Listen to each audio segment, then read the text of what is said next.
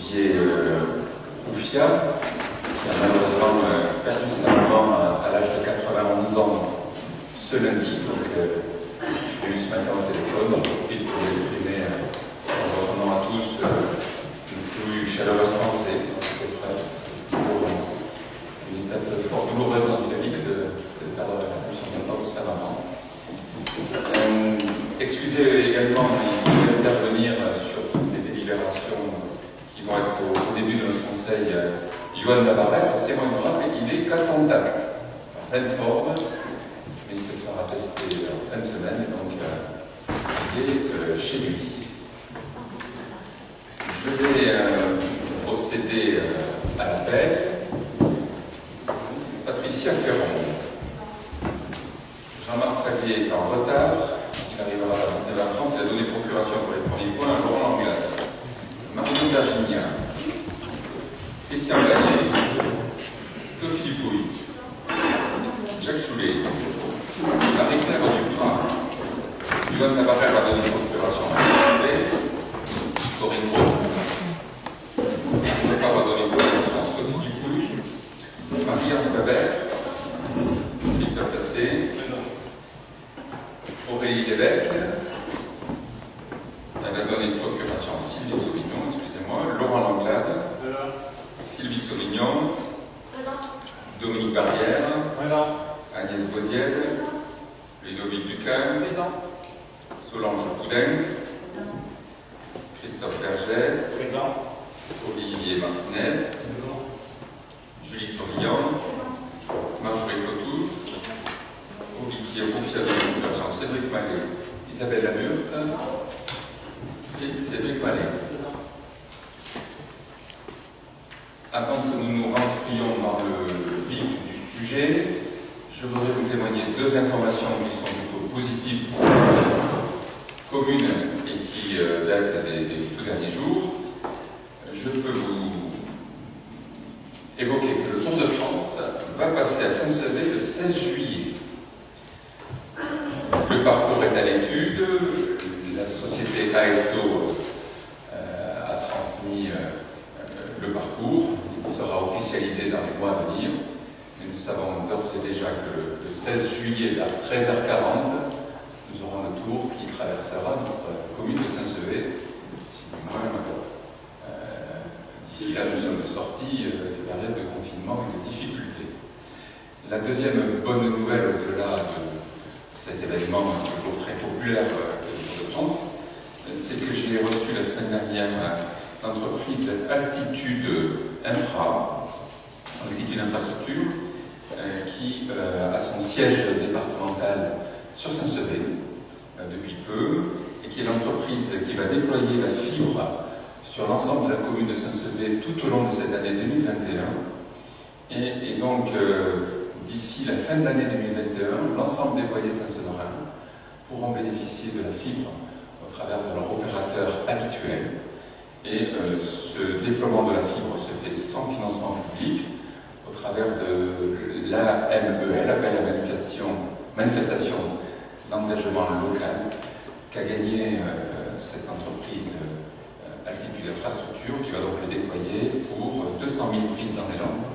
Et donc Saint-Sevé sera fait en 2021. C'est une bonne nouvelle pour notre commune. J'ai eu à signer des autorisations d'urbanisme ces dernières semaines pour les 8 postes répartiteurs qui seront dans la commune. Et il y aura a priori pour en janvier un petit événement, puisque le poste central d'arrivée de la fibre se trouve à côté de la chapelle de Terré, dans le parc qui est juste à côté. Et donc, d'ici la fin de l'année, y compris ceux qui sont en zone rurale, par un équipement filaire, pourront bénéficier de la fibre. C'est une grande nouvelle pour notre commune. Ces deux éléments d'information étant donnés, je vous propose que nous adoptions le procès verbal de la dernière fois. Sur ce procès verbal, des oppositions, des abstentions. Le procès verbal de la séance précédente est donc validé à l'unanimité. Je vous remercie. Je remercie également Marion Virginia d'être la secrétaire de séance. Merci à elle. Nous Nous avons donc une première série de délibérations qui sont liées à l'aide à nos commerces et au plan de relance.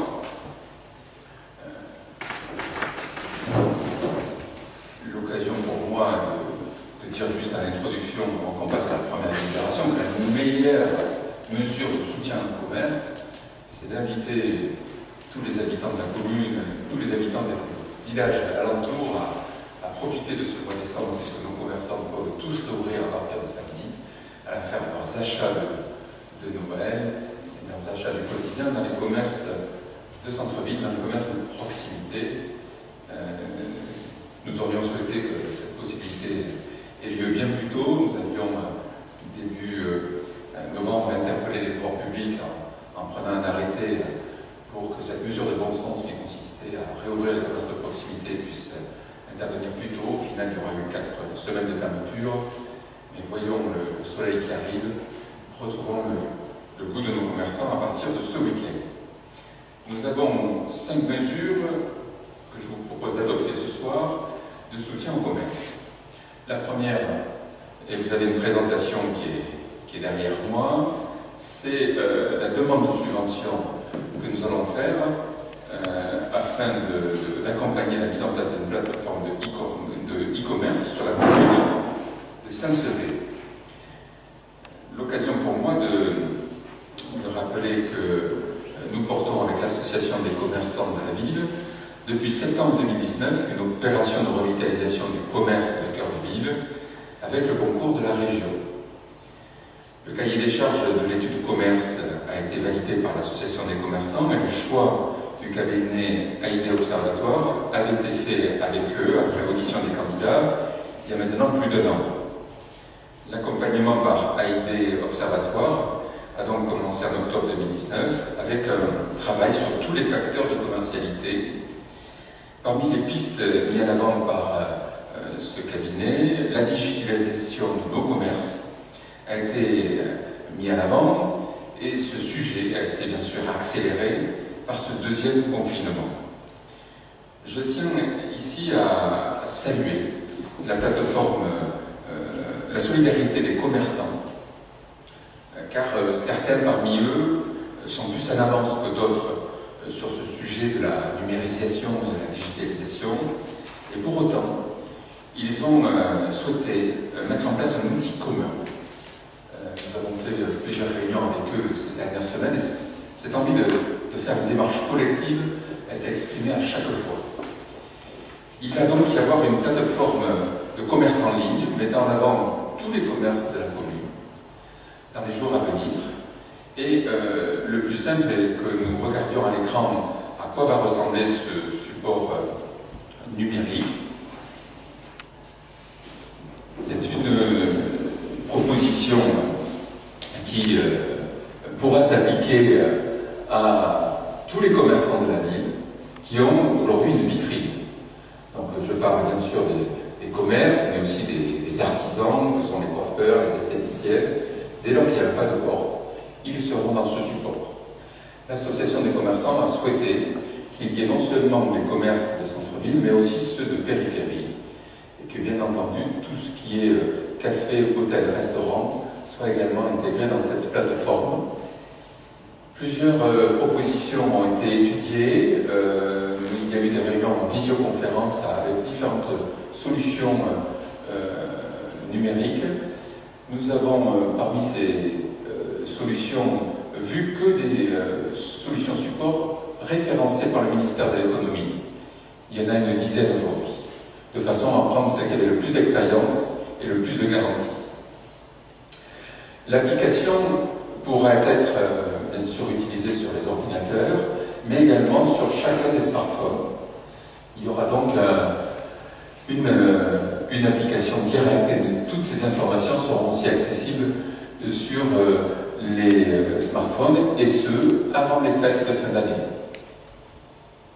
Vous avez à l'écran un des derniers plateformes collectives retenues, c'est Ma Boutique en Ville, qui est donc la société qui a été retenue. Vous avez là à l'écran une solution qui a été mise en place aussi Coval, c'est dans la banlieue de Toulouse, qui est une structure de 60 000 habitants, donc beaucoup plus grosse que la nôtre. Mais vous voyez donc sur la gauche l'ensemble des boutiques qui sont classées par thématique, et pour chaque boutique à droite, une fiche propre à chaque commerce, avec un mini site marchand, avec des articles, des prix d'achat, les solutions pour également payer en ligne, et il y aura la possibilité qu'on puisse faire des achats sur toutes les boutiques du site avec un seul compte client.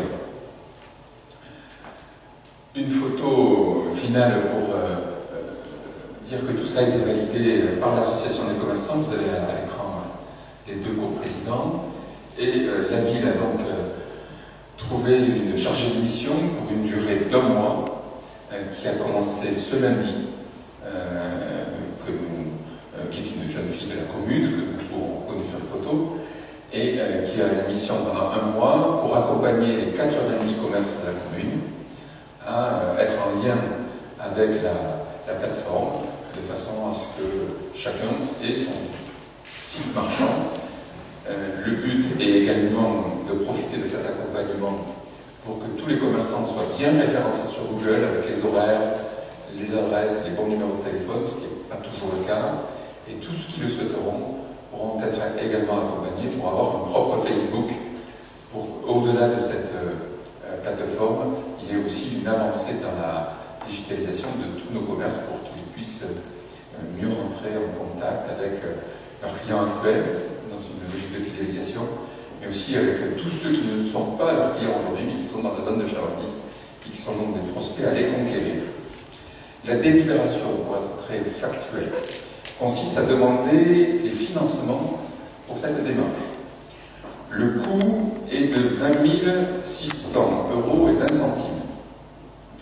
Tout ça pour à la fois la création des 90 fiches pour les commerçants, l'hébergement pendant 2 ans, l'accompagnement formation. Le but est bien sûr qu'au terme de ce mois de mise en œuvre, chaque commerçant soit totalement autonome dans l'actualisation de sa fiche propre, pouvoir mettre en avant des promotions, mettre en avant des nouveautés, changer les photos, changer les articles.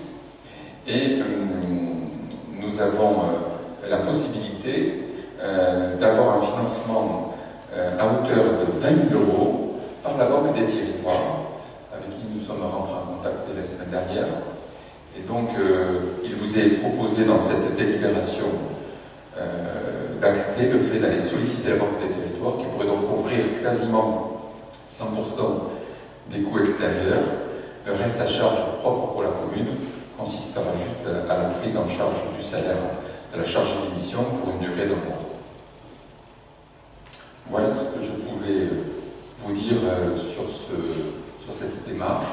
Le nom de recherche sur Google et le nom de l'application sur chacun de nos smartphones est en cours de validation par les commerçants. Le souhait des commerçants, c'est de le communiquer que lorsque l'application sera opérationnelle, c'est-à-dire dans quelques jours. Y a-t-il des interventions ou des questions sur ce premier point? S'il n'y en a pas, je vous propose que nous adoptions cette première délibération. Y a-t-il des oppositions, des abstentions? Je vous remercie de cette belle unanimité. Dans le diagnostic commercial qui vous a été restitué la semaine dernière en visioconférence, vous étiez nombreux à y avoir participé, qui avait été restitué en amont aux commerçants lors d'une réunion publique ici. Il y a eu la question, au fond, comment attirer des nouveaux commerçants sur notre commune qui pourraient, par leur qualité, leur originalité, enrichir l'offre de services et de commerce de notre commune. Nous avons des bonnes nouvelles. Nous avons une librairie qui vient de s'installer sur la commune de Saint-Sevé. Ça faisait plus de 20 ans qu'il n'y avait plus de librairie. Pour autant, si on veut accélérer les choses, il nous faut aussi innover. D'où l'idée de lancer un concours. Nous avons travaillé ce sujet. L'idée de départ était peut-être de le lancer propre à Saint-Sevé. Et puis nous sommes rentrés en contact avec mon centre-ville, un incroyable commerce, qui est une démarche portée par un cabinet qui s'appelle Auxilia, qui l'a mis en œuvre dans le cadre des actions de cœur de ville dans beaucoup de villes plus grandes que la nôtre en France avec succès, et qui a été retenu pour une première expérimentation en Aquitaine cet été, avec 5 communes du Nord-Aquitaine de notre taille qui sont en train de l'expérimenter, où ça se passe bien. Et donc, il nous est proposé que nous nous inscrivions dans cette démarche. Le tarif de cette prestation est le même que celui des 5 autres communes qui se sont déjà lancées dans cette démarche en Nouvelle-Aquitaine. Et cette démarche pourrait être accompagnée par la région et par la Banque des territoires sur un budget 2021. Et nous espérons avoir jusqu'à 80% de financement. Le but, c'est que cet organisme nous aide dans l'animation, dans la communication, dans la sélection des lauréats, de façon à essayer d'avoir un maximum de candidats, des candidats de qualité, essayer de fédérer autour d'eux tous les partenaires qui peuvent les aider pour qu'ils puissent, au fond, avoir toutes les chances de réussir à s'installer. Y a-t-il par rapport à ça des questions avant que nous passions au vote? S'il n'y en a pas, l'occasion pour moi de dire qu'on lancera ce concours plutôt en début d'année, une fois le confinement un peu derrière nous. Et donc, y a-t-il des oppositions, des abstentions? Je vous remercie. Au-delà de ces 2 premières actions, la revitalisation du centre-ville, le fait que nos commerçants puissent avoir plus de passages, plus de clientèle, passe aussi par un projet global visant à activer tous les leviers qui permettent à un cœur de ville d'être vivant. Parmi eux, il y a bien sûr les questions d'habitat. Plus nous avons d'habitants en cœur de ville, et plus nous avons un centre-ville vivant. Il y a aussi des questions d'aménagement public. Lorsqu'on fait une opération comme la place du tribunal, et là, on voit bien que ça change aussi la physionomie du marché, et ça nous permet d'aller chercher une nouvelle dynamique. Tous ces sujets-là font l'objet d'accompagnement de l'État pour peu que nous nous lancions dans les démarches nous permettant d'être retenus par l'État. Parmi eux, nous avons 2 dispositifs. Le premier, c'est l'opération de revitalisation du territoire, ORT, qui a été créée par la loi Élan du 23 novembre 2018, qui a pour but de mettre en œuvre un projet global de territoire destiné à adapter et à moderniser à la fois le parc de logement, les locaux commerciaux et artisanaux et plus largement le tissu urbain. L'originalité de cette démarche, c'est qu'elle cherche à fédérer tous les acteurs publics au travers d'une convention qui va permettre à la commune à la fois d'avoir des nouveaux droits juridiques, mais également de bénéficier d'exonérations fiscales. Le but serait de rendre éligible notre cœur de ville à la défiscalisation de Normandie dans l'Ancien, qui est très avantageuse pour essayer de lutter contre la vacance et de participer à la réhabilitation de beaucoup de logements dans notre cœur de ville. De mieux également maîtriser le foncier avec un renforcement du droit de préemption urbain. Le but est d'essayer d'éviter que se créent en périphérie des commerces ou des services qui viendraient concurrencer le cœur de ville, au fond qu'il y ait des déplacements vers la périphérie d'activités qui sont aujourd'hui dans le cœur de ville.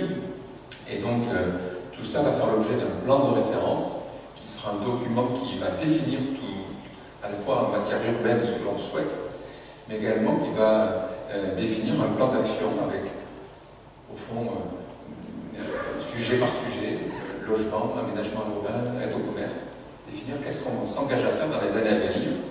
Le but étant, dans cette démarche, d'associer tous les acteurs aux côtés de la commune, à savoir l'État, la région, le département, la Caisse des dépôts, bien sûr, l'intercommunalité.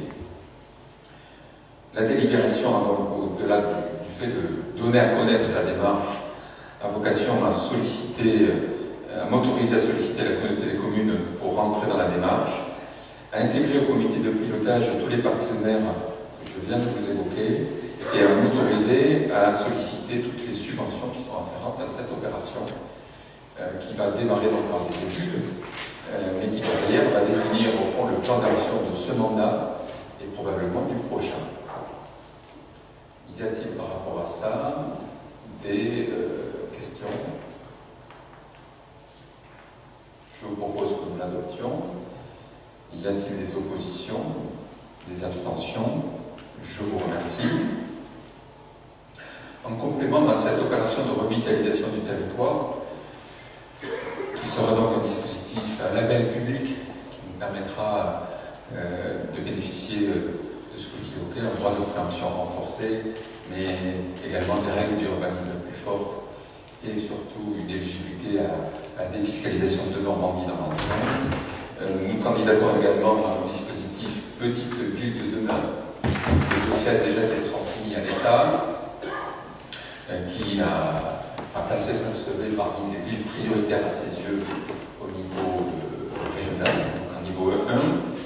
Pour que la démarche soit officialisée, il nous faut délibérer pour que cette démarche soit conjointe avec la communauté des communes, puisque la réhabilitation, la lutte contre la vacance et le développement économique sont des compétences partagées.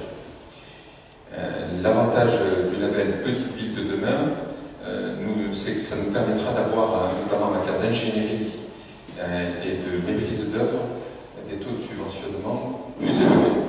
Donc, dans tout ce qui est les études de démarrage, d'avoir des subventions maximum. Y a-t-il par rapport à ça des oppositions, des abstentions? Je vous remercie. Écoutez, c'est un vrai plan de relance de notre cœur de ville que nous lançons, avec à la fois des actions de court terme, de la plateforme, pour que immédiatement on soit une des premières communes sur ce département à avoir toutes nos commerces qui ont une boutique en ligne. Des actions à très court terme, avec dès 2021 un concours pour attirer des nouveaux commerçants dans Saint-Sevé, mais également des actions à moyen et long terme. On va essayer de définir un plan d'action et d'aller chercher un maximum de financement public sur la rénovation du centre-ville de Saint-Sevé. Je crois qu'au travers de tout ça, on va essayer d'enclencher une belle dynamique. Point 5 de notre conseil municipal, quelque chose de plus classique. Il nous faut délibérer pour autoriser l'ouverture dominicale de commerce de détail à Saint-Sevé. Et nous avons District Center qui nous demande pour ouvrir le 10 janvier 2021, le 27 juin 2021, le 12 décembre 2021 et le 19 décembre 2021. Puisqu'on est là sur des autorisations non pas au titre 2020, qui ont déjà été autorisées, mais pour l'année à venir. J'imagine qu'il n'y a pas de remarques particulières sur cette délibération. Y a-t-il des oppositions, des abstentions? Je vous remercie. Oui, bien sûr. Est-ce que oui, vous m'entendez? Donc je voudrais juste, par rapport à ce premier point, ce premier groupe, le point sur les aides au commerce, le plan de relance, c'est très bien joué. Nous voulons vous féliciter et vous remercier de prendre enfin conscience qu'il faut soutenir justement l'activité commerciale en centre-ville. Je vais quand même regretter le délai, le timing des actions. C'est bien, mais il n'y a rien de concret vraiment rapidement. Le site de e-commerce, ça fait plusieurs mois déjà qu'il devrait être lancé dès le premier confinement. Les autres actions pourraient être très intéressantes, mais portées dans le futur, dans la durée. Mais aujourd'hui, on parle vraiment que de programmes pour des subventions et pas réellement d'actes. Donc je trouve dommage qu'il ait fallu attendre 8 mois. Il y a eu une étude pour reprendre pas mal de points de notre programme de campagne. Si vous voulez des actions plus concrètes, je vous invite à continuer à y piocher dedans, de l'engagement 8 à 14. Les Saint-Séverin s'en porteront vraiment mieux. Et puis, s'il vous plaît, continuez, faites plus vite, avant qu'il ne soit trop tard, avant que Saint-Sevé ne soit une ville dortoir. Monsieur Mallet, vous revendiquez la paternité de cette idée pour l'avoir mis dans votre programme en mars 2020. Vous ne siégez pas dans la mandature précédente, donc je me dois de vous informer qu'on n'avait pas attendu mars 2020 pour travailler sur le sujet, puisque vous oubliez de dire que la commune avait déjà engagé une action de revitalisation dès mai 2019 et avait lancé le travail sur les questions de numérisation avec AIT Observatoire dès octobre 2019. Et donc, je n'ai pas non plus souvenir d'une seule intervention de votre groupe d'opposition dans un quelconque conseil municipal jusqu'à ce jour sur ces questions de commerce. Donc, vous m'évoquez aujourd'hui avoir eu beaucoup d'idées que soyons nous qui étions en retard. J'ai plutôt tendance à croire que vous avez mis dans votre programme des sujets sur lesquels on travaillait déjà. Mais soyons positifs. Vous en avez rêvé au mois de mars, nous le faisons aujourd'hui, je m'en réjouis. Je m'en réjouis aussi, je regrette vraiment qu'il ait fallu 6 ans pour que vous y intéressiez, c'est bien là le sujet. Et que donc oui, voilà, je ne dis pas que ce nous sommes nous qui en avons la paternité, je remarque juste que nous avons fait la proposition sans entendre une quelconque étude, une fin d'étude, c'est-à-dire que c'est peut-être quelque chose qui pourrait être fait déjà depuis un petit moment. Et ça, et vous ne parlez que de programmes pour aller chercher des subventions. Et c'est bien là le regret que je peux avoir, c'est que vous ne cherchez pas des œuvres, vous cherchez des subventions. Mais je fais des actes. La plateforme, c'est dans une question de jour, et non seulement c'est une question de jour, elle sera financée par 100% de subventions. Donc voilà, on sera une des premières communes de l'Arc de le faire.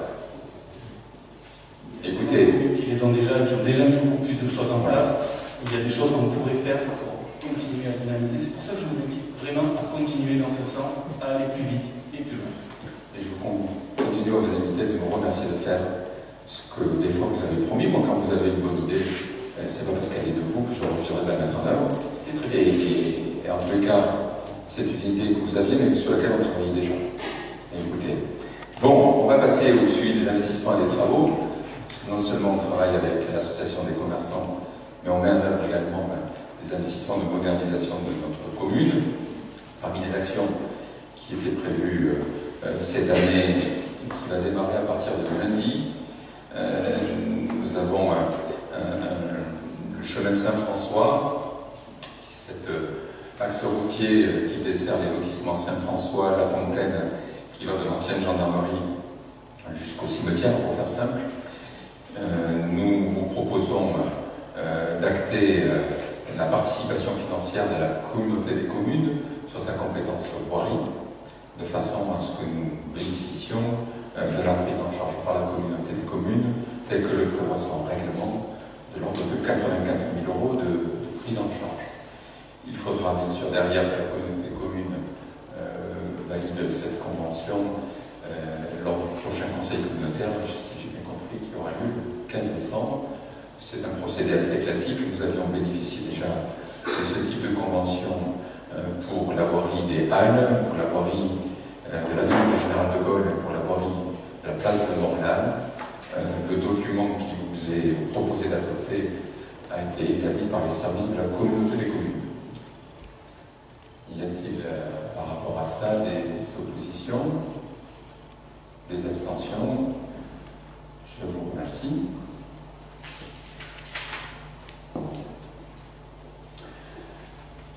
Demande de subvention relative aux travaux de l'ordre de l'abbatiale. Nous avons déjà eu l'autorisation de travaux de la Direction régionale des affaires culturelles. Nous avons bénéficié de la subvention de l'État sur cette tranche de travaux. Nous sollicitons la subvention du département, et les services du département nous ont demandé que nous délibérions pour pouvoir joindre cette délibération à la demande officielle. Donc, il vous est proposé de m'autoriser à demander au département 5 752 € sur un montant de dépenses subventionnables de 42 293 €. Y a-t-il par rapport à ça des oppositions, des abstentions? Je vous remercie.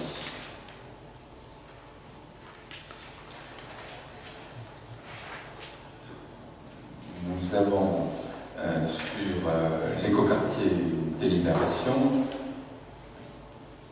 c'est bien celle-là, oui.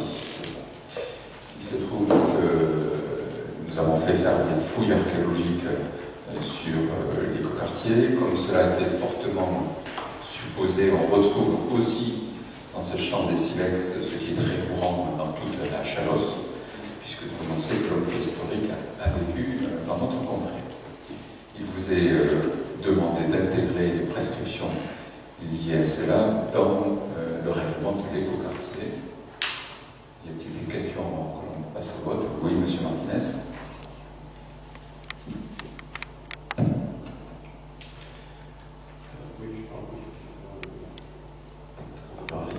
Oui, merci. Merci, monsieur le maire. Juste quelques questions par rapport à cette prescription.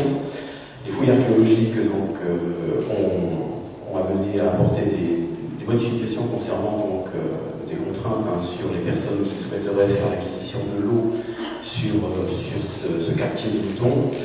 Le prix de 67 €, c'est ma première question, intègre-t-il ces coûts d'archéologie préventive qui ont dû être payés par le budget du lotissement, s'il vous plaît? Comme vous ne le savez peut-être pas, mais sur tous les permis de construire, il y a une cotisation qui va au service régional de l'archéologie et qui sert à faire des diagnostics lorsque nous avons des projets urbains de plus de 10 hectares. Et donc le travail qui a été mené par l'INRAP de fouilles, qui a duré pendant quelques mois, a été financé à 100% par le service régional de l'archéologie qui dépend de la DRAC, et donc n'a généré aucune dépense à la charge de la commune. La question était légitime puisqu'il n'y a pas 10 hectares sur le projet. Ma deuxième question, c'est... La formulation est un peu surprenante. Si nous comprenons bien, pour faire simple, impossibilité donc de creuser à plus de 60 cm de profondeur, nous sommes bien d'accord, sur l'ensemble des terrains soumis à la commercialisation. Non. C'est-à-dire? Non.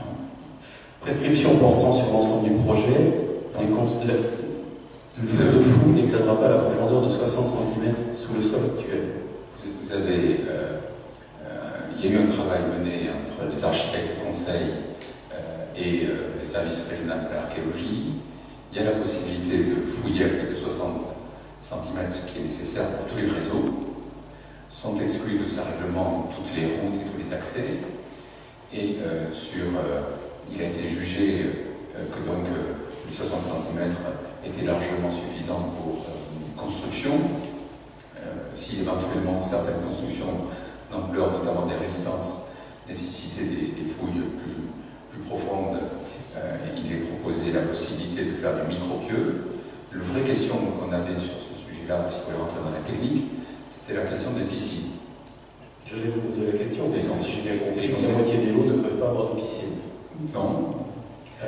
Quasi tous les lots peuvent avoir des piscines. Il y a 3 règlements en fonction des terrains, si vous voulez rentrer dans les détails. Il y a des terrains où les piscines enterrées sont possibles sans aucune contrainte, si ce n'est celle de pas aller plus loin de 1,80 m, ce qui correspond à la norme des piscines actuelles, parce qu'on fait des piscines de moins en moins profondes au regard des risques, notamment les enfants. Il y a des lots où les piscines seront semi-enterrées avec une possibilité d'aller à 1,20 m de profondeur et le reste fera par remblai. Il reste certains lots où les piscines seront forcément semi-enterrées, qui correspondent à des lots, pour être tout à fait précis avec vous, qui correspondent à des résidences, puisque dans les résidences, au regard du projet d'aménagement, il y aura le bâti et du parking, et donc a priori il n'y aura pas de piscine dans ces résidences-là, et donc ce n'était pas une contrainte, puisque dans l'aménagement, il n'y aura pas de projet de piscine a priori sur ces supports-là. Et dans ces lots-là, il y a également les maisons racolées où les terrains sont en bande assez étroits et on serait de toute façon sur des petites piscines qui, dans la plupart des cas, seront semi-enterrées en extérieur. Donc le dialogue qui a été mené avec le service régional de l'archéologie était de sortir de la logique qui a été mise en place à Groland, où vous avez fait une fouille complète sur tous les terrains qui a coûté plus de 2 millions d'euros. Elle nous a été imposée, on n'a pas eu le choix. Oui, mais on est sorti de cette logique. Parce qu'eux nous ont déconseillé d'aller dans cette logique-là. Soit on faisait des millions d'euros pour tout changer, soit on adoptait un règlement en accord avec eux, Ça n'a rien, monsieur le maire, excusez-moi, ça n'a rien à voir. Là, nous sommes au stade de l'archéologie préventive. Non, c'est exactement la même chose. Non, vous n'avez pas eu de prescription. Écoutez, je l'ai vu, le directeur des affaires régionales de l'archéologie, donc je peux vous témoigner de ce qu'il m'a exprimé. Vous vous trompez. Il m'a déconseillé de faire ce que vous avez fait. Voilà, il vous a imposé les fouilles suite au... Parce que vous n'avez pas changé votre projet d'aménagement. C'est faux. Bon. C'est faux. Vous Bah, mentez. c'est vous qui vous trompez. De la même manière, je vous confirme qu'il y a plus de 10 hectares dans les quartiers. Enfin, sinon, il n'y aurait pas eu les fouilles préventives. Toujours est-il que pour faire simple, le projet va pouvoir continuer comme il faut. Il y a une question, il y a quelques terrains où il y a des résidences prévues avec parking, il n'y a pas de besoin de piscine, donc on a accepté que sur ces lots-là, on ne demande pas au fond de possibilité d'en faire. Sur tous les autres terrains, il y a la possibilité de faire de la piscine avec des règlements adaptés à chaque fois. D'accord, donc il y a bien 50 lots où il n'y aura pas de piscine possible, j'ai entendu vos arguments. C'est quand même surprenant qu'un quartier qui se veut un écoquartier ne permette pas finalement la mise en œuvre de systèmes de chauffage qui soient plus respectueux de l'environnement. Je parle des dispositifs de géothermie enterrés. Bon, ça c'est une remarque, c'est un peu paradoxal. Combien de lots vendus à ce jour sur l'écoquartier? Or, les déclarations préalables, parce que je le répète, les terrains limitrophes qui actuellement font l'objet de construction sont hors écoquartier puisqu'ils ne font pas l'objet du même règlement du lotissement. Moi, je voudrais savoir si sur les zones A, B, C, combien de lots ont été vendus ce jour, s'il vous plaît. Monsieur Martinez, vous faites preuve des fois d'une... Répétez la question. Attendez, excusez-moi, je vous ai posé une question. A, B, C, c'est l'écoquartier. Combien de lots vendus, s'il vous plaît? Mais, monsieur Martinez, vous savez comme moi que ce projet va mettre des années à être aménagé. Il y a 2 ans, vous aviez des lots réservés. L'année dernière, vous aviez des lots réservés. J'ai vendu 15 lots. Vous les voyez en construction. Non, ce n'est pas l'écoquartier, monsieur Tozin, ce n'est pas l'écoquartier. Ça a fait l'objet de déclarations préalables.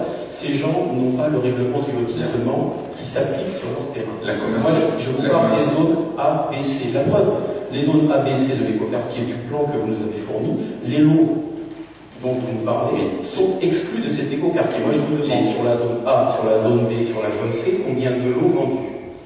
La question est simple. Ah, aucun, merci. Mais puisque ce sont des lots qui seront dans la voirie et l'aménagement interviendront dans les années à venir.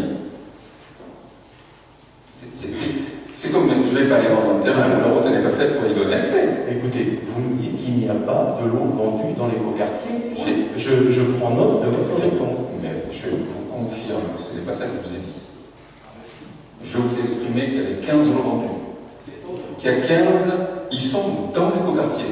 Donc, Monsieur Tozin, ces lots ne sont pas régis par le règlement du lotissement. Nous ne sont pas dans le permis d'aménagement. Monsieur Martinez, laissez-moi dans finir. l'écoquartier. Nous avons 4 schémas, nous avons 5 phases. Une première en déclaration préalable, ils sont tous en nous. 15 lots. Vous m'expliquez, il y a 2 ans qu'on n'en vendait aucun, on les a tous vendus. Le deuxième, qui n'est pas la réglementation qu'on vient de dire là, puisqu'ils sont déjà aménagés, c'est là où il y a les routes. C'est cela qu'on est en train de vendre. Et nous avons des aménagements qui interviendront en 2022, 23, 24, 25, qui sont les lots, les zones A, B, C que je viens d'évoquer. Ceux-là, je ne peux pas les vendre aujourd'hui, puisque ce sont des lots qui ne sont pas encore viabilisés. Nous avons 6 millions d'euros de travaux. Je ne vais pas engager les 6 millions d'euros de suite. Nous aménageons au fur et à mesure que nous vendons. À la question, est-ce que les ventes sont bonnes? Oui. Est-ce qu'on a des arrivées tous les mois?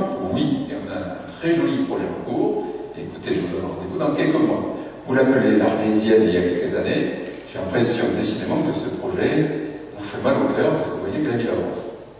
Vous n'avez pas vendu un seul lot de l'écoquartier chez zone A, B et C. C'est ça l'écoquartier. C'est pas vrai. Vous insistez sur les constructions qui sont... Vous pouvez prendre le plan? Allez, prenez le plan. Non, monsieur Tozin, prenez le plan. la seule chose qui... Est-ce qu'il y a des zones blanches sur le plan mais dans déclaration préalable, oui ou non? Tout ça, c'est en déclaration préalable. C'est pas vrai. Ici, c'est de la déclaration préalable. Non. Vous êtes hors... Les gens qui ont construit sur les terrains dont vous faites fort de dire qu'ils font partie de l'écoquartier ne sont pas régis par le règlement de l'écoquartier. Ne sont pas intégrés dans le permis d'aménager. C'est pas parce qu'on répétait 10 fois un mensonge et il est vérité. Je vais devoir consulter le permis d'aménager et je pourrais vous dire que... Et bien vous viendrez, vous vous trompez. Si on arrive à avoir les documents, parce que c'est très compliqué avec j'ai toujours donné tous les documents. Nous avons les voiries actuelles qui sont en train d'être aménagées, les plantations d'espaces verts sont en train d'être faits. Je voudrais inviter les gens à aller vérifier cet aménagement qui avance. C'est un beau quartier qui plaît et que nous allons voir au fur et à mesure. C'est un beau projet pour la ville. Et après qu'à son emplacement et son aménagement plaît énormément. Nous avons vendu 15 lots et d'ici fin 2021, on sera bien plus. Et là-dedans, il y a de la déclaration préalable et de la déclaration qui n'est pas déclaration préalable. Toujours est-il qu'il nous faut intégrer cette modification dans le règlement. Y a-t-il des oppositions? Y a-t-il des abstentions? Allez, écoutez, vous voyez bien, vous finissez par l'adopter. Alors j'ai Julie et... Ah, alors vous faites quoi comme vote? Je vous sens hésitant. Vous abstenez. Bon. Très bien. La salle annexe, qui est donc en train d'être aménagée. Les scolaires ont pu en prendre possession depuis quelques semaines. Nous aurons la fin des travaux d'ici la fin de l'année. Et dès que les beaux jours le permettront, nous irons inaugurer cette salle, une salle totalement modifiée. Il nous faut délibérer pour en changer le nom, parce que salle annexe, ça fait rêver personne. Et donc je vous propose que nous la dénommions Jean Donès, que beaucoup de Saint-Séverin ont appelé Jeannot, puisqu'il n'est pas né à Saint-Sevé, il est né à Saint-Paul-les-Dax le 10 avril 1926. Il s'est marié par contre à une Saint-Séverine, Janie, qui est originaire de la rue de Belloc. Pour autant, ce n'est pas pour cette raison-là que nous allons donner son nom à cette salle, mais pour plusieurs raisons. Le premier, c'était un agent de la commune qui a fait toute sa carrière au sein de la commune de Saint-Sevé, qui conduisait au fond le cylindre avec lequel il a participé au premier goudronnage de la quasi-totalité des voiries communales. Il était responsable de la propreté de la ville et responsable adjoint du service voirie. Il a gravi au sein des pompiers auxquels il a beaucoup œuvré comme volontaire. Il a gravi tous les grades pour en finir lieutenant-chef de corps et donc responsable du centre des pompiers de Saint-Sevé pendant de longues années. L'anecdote me témoigne qu'il était aussi ténor et qu'il a chanté un morceau de bravoure, un minuit chrétien d'Adolphe Adam dans la tribu du Grand Orgue, accompagné par Janine Balavoine au début de la messe de minuit, et ce sans micro avec la martiale pleine. Il avait du coffre. Mais ce qui lui vaut que nous nommions cette salle de son nom, c'est bien sûr ses exploits sportifs au sein de différents clubs de Saint-Sevé, en particulier au sein de l'athlétisme, où il a été bénévole et pendant très longtemps un formateur de jeunes athlètes Saint-Séverins, et bien sûr le rugby, où du haut de ses 1m69, dont 79 kg de buste, il fut un brillant 3/4, grand plaqueur, rude au plaquage, et qui, au sein de cette belle génération, était au sein de l'équipe première en 1948, le capitaine qui a permis à l'équipe de monter en première division. Et sommet du rugby français, il obtient également en 1958 la Coupe L'Espérance. Donc on parle souvent de cette épopée où pendant 10 ans, Saint-Sevé a joué à ce qui est aujourd'hui le top 14 au fond, en première division. Il était le capitaine de l'équipe qui est monté en 57-58. Il a été dirigeant de 64 à 66 du SAS Rugby, entraîneur de l'équipe réserve en 76, entraîneur de l'équipe première de 74 à 76, 81 à 82, et enfin dirigeant de l'école de rugby de 82 à 84. Pour ses exploits sportifs, pour tout ce bénévolat au sein tant de l'athlétisme que du rugby, et enfin pour son œuvre au sein de cette commune d'adoption qui a tant ici bien servi, je vous propose que nous nommions cette salle sportive polyvalente salle Jean Donès. Y a-t-il des remarques avant que nous adoptions ce nom? Y a-t-il des oppositions? Y a-t-il des abstentions? M. Donès, c'est bon depuis plusieurs années, mais ça femme Janie est décédée il y a un mois. De là-haut, je crois qu'un couple, ils doivent bien rire. On donne son nom à cette salle. Je vous propose que nous passions dorénavant, maintenant dans la direction des investissements et des projets en cours, que nous passions sur la troisième partie de notre conseil municipal, à savoir les délibérations budgétaires. La première concerne le budget principal de la ville. L'occasion pour moi, en introduction, de rappeler que nous avons bien fait d'avoir voté le budget CITO l'an dernier, puisque nous l'avions voté dès le mois de décembre. Nous avions été une des rares communes du département à l'avoir voté dès les mois de l'année précédente, ce qui nous a permis d'engager l'action dès le début de l'année et pendant toute la période de confinement, au fond, ne pas attendre pour pouvoir poursuivre les projets que nous portions, ce alors que beaucoup de communes étaient dans au fond, une période de transition. Début juillet, nous avions intégré les très bons résultats de l'exercice 2019, salué ici même par notre percepteur. Nous avions aussi intégré à l'époque les premiers effets du Covid, avec une baisse des dépenses et une baisse des recettes à prévoir. Au final, nous allons investir dans cette année 2020 presque 2 300 000 €, ce qui en fait une des 4 plus fortes années d'investissement de ces 20 dernières années. Je crois qu'on peut dire que donc le mandat est lancé, et je laisse la parole à Jacques, qui va vous présenter plus en détail ses comptes. Bien, donc, ça va, vous m'entendez comme ça? Dans cette DM numéro 1 de la ville, nous avons procédé aux ajustements suivants. En dépenses de fonctionnement, nous avons diminué de 98 992 €. Bon, les causes, vous connaissez, hein, c'est une année complètement atypique, la pandémie, etc., qui fait que on n'a pas fait toutes les dépenses que l'on avait prévues il y a un an. Et puis, nous avons également travaillé, comme d'habitude, comme depuis 6 ans, pour tailler dans les dépenses toujours, afin de pouvoir dégager des capacités ensuite pour les investissements. Et donc, nous avons bien été obligés de diminuer ces dépenses aussi, parce que les recettes de fonctionnement ont également pâti de cette situation actuelle. Et donc, nous diminuons dans l'ADM les recettes de fonctionnement de 34 581 €.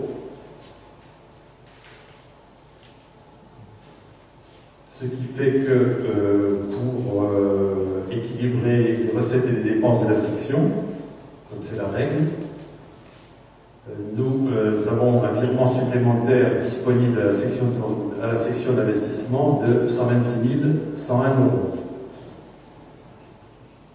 Ce virement supplémentaire servira donc à faire des investissements supplémentaires que nous avons chiffrés donc, pour les dépenses d'investissement à 59 461 €.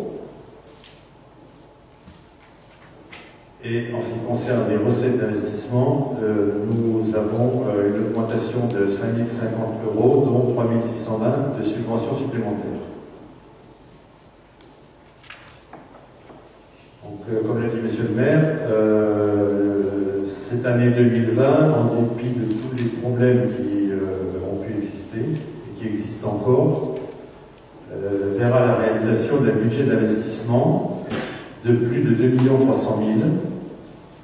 Et je vous rappelle que c'est une fourchette très haute depuis le début du siècle.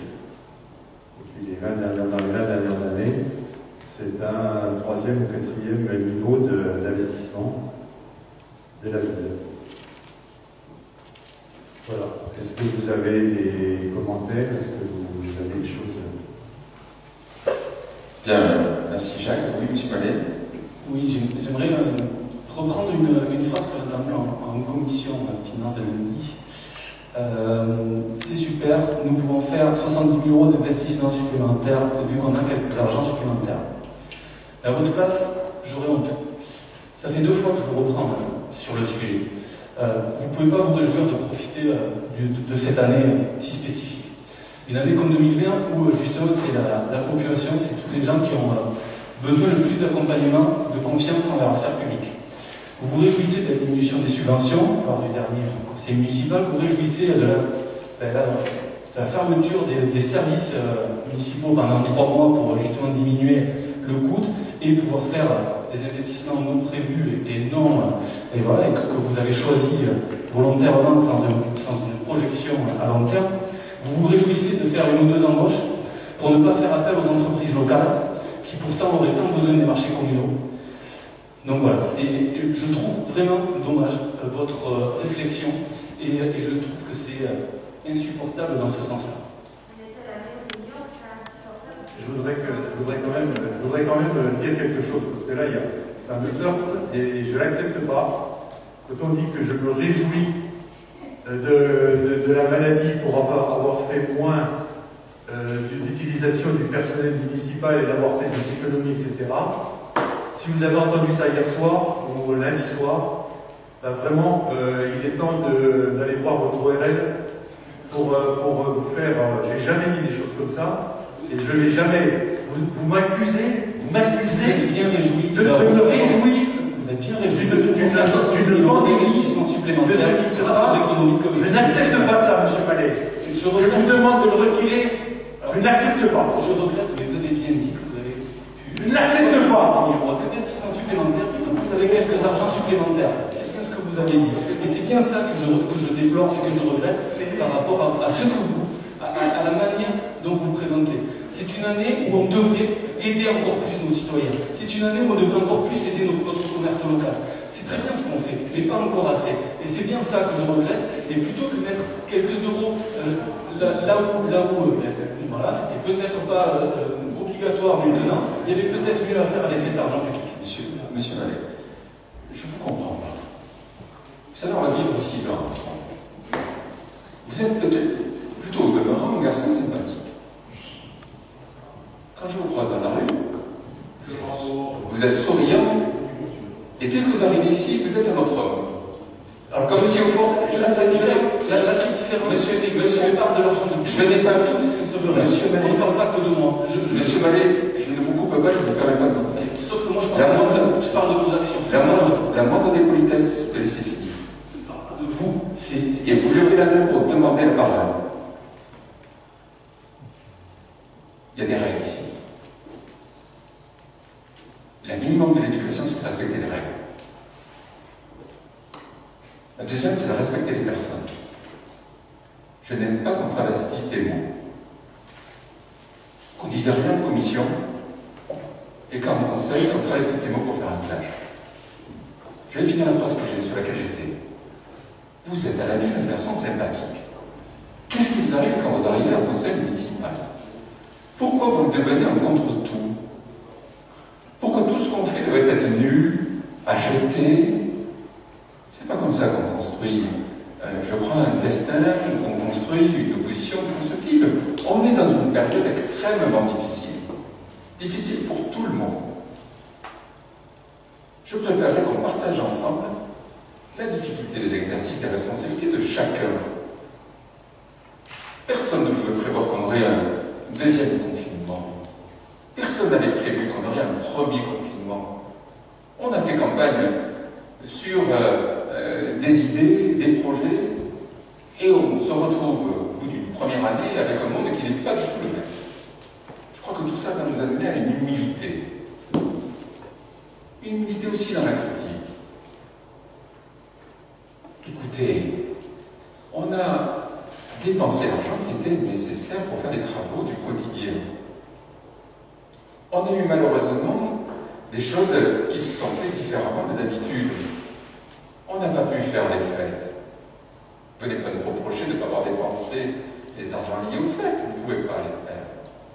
Il y a des éléments qui n'ont pas pu avoir lieu, comme l'expo artisanale. On a cherché à chaque fois à s'adapter. En tous les cas, je ne peux pas vous laisser dire que les 70 000 € d'investissement supplémentaires n'ont pas concerné Saint-Sevé. Nous avons, dès le jour du déconfinement, le 11 mai, fait une commission d'appel d'offres sur la salle annexe faisant travailler l'entreprise de Saint-Lézé à Saint-Sevé, faisant travailler l'entreprise d'Euvisme à Saint-Sevé. Nous avons tout au long de l'année passé des commandes à des entreprises de Saint-Sevé qui étaient heureuses, dans une période où ils n'avaient pas beaucoup de travail, d'avoir de l'activité. Nous avons été au mois de septembre la seule collectivité des Landes à passer un appel d'offres pour un aménagement public, le chemin Saint-François. Il y avait tellement peu de propositions que 11 entreprises de la région ont candidaté. Et qu'au final, on a malheureusement, c'est plutôt une bonne chose pour nous, le marché est sorti à 30% inférieur à l'estimation, tellement il y a peu d'activité. À chaque fois qu'on économise 1 euro sur le fonctionnement parce qu'on gère bien, parce qu'on essaie d'avoir les meilleurs prix, parce qu'on essaie d'éviter la dépense inutile, et qu'on investit, on donne du travail aux gens. Dans votre raisonnement économique, je ne le comprends pas, M. Mallet. En tous les cas, je voudrais vraiment, moi je vous respecte comme opposant. Mais à contrario, je voudrais que vous respectiez aussi les membres de la majorité, qui donnent du meilleur d'eux-mêmes. Et en tous les cas, je voudrais que nous ayons un ton apaisé entre nous. On a le droit d'être pas d'accord, mais on doit être respectueux. Donc oui, je vous rejoins sur le sens où on doit travailler ensemble, mais on ne peut pas être d'accord sur tout. Il y a quelques points sur lesquels on ne sera pas d'accord. Remarquez, on a voté pour pas mal de propositions de ce soir. Il y a quand même des choses sur lesquelles on ne peut pas être d'accord. Je regrette, mais vous faites le choix d'embaucher du personnel pour faire plus de travaux en régie. Cela veut dire que vous ferez moins appel à des entreprises locales. Et ça, ne le niez pas. Ne dites pas que c'est pas parce que vous avez fait 1 ou 2 projets que vous les faites travailler. Vous ne ferez plus travailler au quotidien, vous les ferez seulement travailler par des appels d'offres en concurrence avec d'autres. Donc oui, je suis désolé, et ça, je le regrette. Et ensuite, voilà, c'est le ton et la manière de le penser. Aujourd'hui, les Saint-Sévérins, une partie des Saint-Sévérins a besoin de l'accompagnement de la commune. Et c'est ça que je déplore. Et on aurait pu, vous auriez pu, faire le choix d'aller un peu plus loin dans cet accompagnement-là. Vous ne l'avez pas fait, je le déplore. On ne sera pas d'accord sur tout. C'est vraiment cela que je déplore. Et donc je déplore la manière dont c'est abordé, dont c'est pensé. Voilà pourquoi est-ce que je me permets cette intervention. Je n'ai pas manqué de respect, je regrette, vous avez l'impression, j'en suis désolé. Je ne vous ai pas attaqué personnellement, j'attaque la manière dont vous faites. C'est tout. Je ne vous attaque pas à vous. Et donc ça ne change pas la manière dont je le ferai peut-être dans l'avenir. Écoutez, qu'est-ce que ça sera le jour où vous manquerez de respect? Et qu'est-ce que ça sera le jour où vous attaquerez? Dans tous les cas, écoutez, on avait compris que vous aviez envie d'être contre tout. Et continuer. Pierre, vous vouliez dire quelque chose peut-être?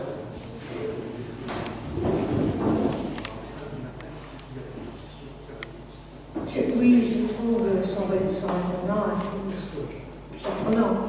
On se réjouit d'avoir bien géré et de ne pas avoir dépensé de l'argent à tort et à travers, ce qui nous permet de réaliser des travaux qu'on n'avait pas prévus, d'aider aussi les commerçants, parce que quoi que vous en disiez, on les suit au quotidien. Peut-être pas vos femmes, parce qu'elles ne viennent pas, mais on suit les commerçants et je peux vous dire qu'ils sont relativement contents de nous.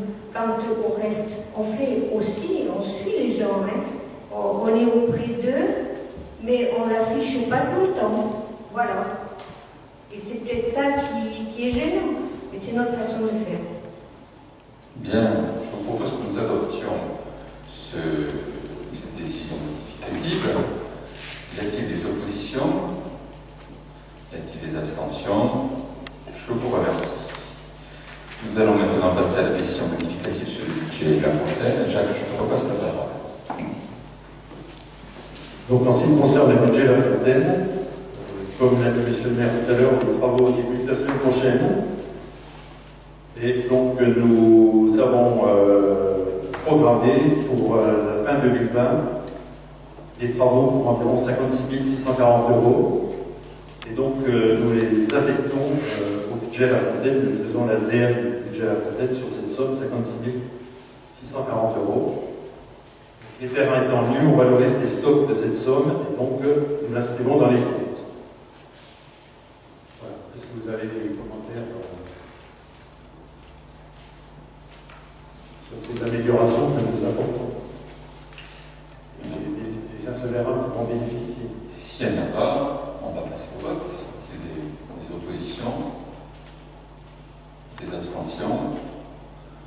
Écoutez, c'est de l'investissement, c'est donc du travail donné aux entreprises. Nous allons passer au point 12. Nous avions un marché de restauration collective qui arrivait à échéance. Nous avons procédé à une consultation. Je vous rappelle que la cuisine centrale fournit à la fois des repas aux écoles de la commune, maternelle, Perali et école du parc, mais également des repas à des services du Centre intercommunal d'action sociale, l'EHPAD rue Montaigne, le centre aéré et également le portage des repas. Nous avons donc, puisqu'on a un nouveau marché qui va courir pour les années à venir, à rétablir une convention financière avec la communauté commune pour que les prix auxquels on refacture les repas intègrent bien l'absorption par le Centre intercommunal d'action sociale de tous les coûts de la cuisine centrale. Et qu'au fond, ils payent l'entretien du matériel, la rénovation des locaux, les frais d'énergie, et ainsi de suite, à quote-part des repas qui sont produits pour eux. Ce sont les mêmes règles de calcul que sur la délibération précédente, mais il nous faut redélibérer, puisque c'est lié au fait qu'on repart sur un nouveau marché. Y a-t-il des questions avant que nous passions au vote de cette convention? S'il n'y en a pas, je vous propose que nous l'adoptions. Y a-t-il des oppositions? Y a-t-il des abstentions? Je vous remercie. Deux délibérations que l'on prend tous les ans. Je vous rappelle que nous accueillons à Saint-Sevé des enfants des communes voisines, soit parce qu'ils n'ont pas d'école, ce qui est le cas de Bamako, soit parce que nous les accueillons sur critères médicaux, ce qui est le cas souvent des Ulysses. Et que donc il nous faut délibérer pour demander aux communes de résidence de ces enfants. C'est souvent d'ailleurs plutôt les CIVU ou les communautés communes, bref, l'organisme qui a la compétence scolaire qui reversera l'argent, sachant que nous leur facturons le montant que nous dépensons sur les activités scolaires pour chaque enfant de Saint-Sevé.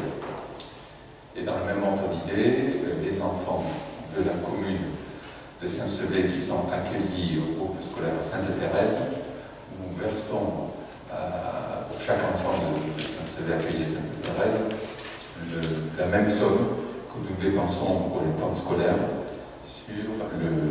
pour les enfants accueillis dans les écoles publiques. Nous n'avions pas procédé à des réajustements de ce calcul l'an dernier, puisqu'au regard de l'école qui avait brûlé, de la désorganisation, il nous semblait plus logique de rester sur l'année de référence 2017. Nous avons procédé à l'actualisation de ce calcul qui vous est donc proposé en délibération 13 de 754,32 € par enfant à la liste des communes que vous avez sous les yeux. Y a-t-il par rapport à ça, sachant que tout a été présenté en commission de finances, des questions avant que nous passions au vote? Oui, M. Martinez.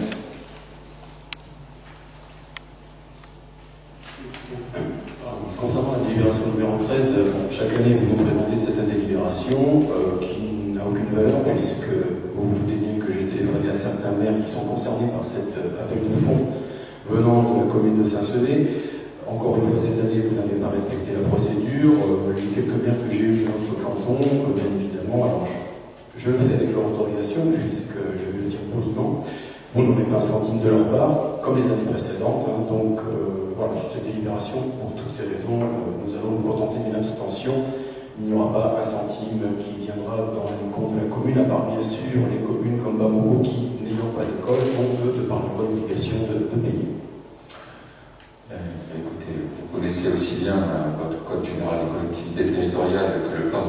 volontiers. Vous vous êtes trompé tout à l'heure, vous vous trompez là. Nous sommes allés jusqu'entre préfecture sur les ULIS, puisque c'est une décision médicale, il y a l'obligation de payer. Et si des fois le versement ne se fait pas de bon gré, il se fera malgré.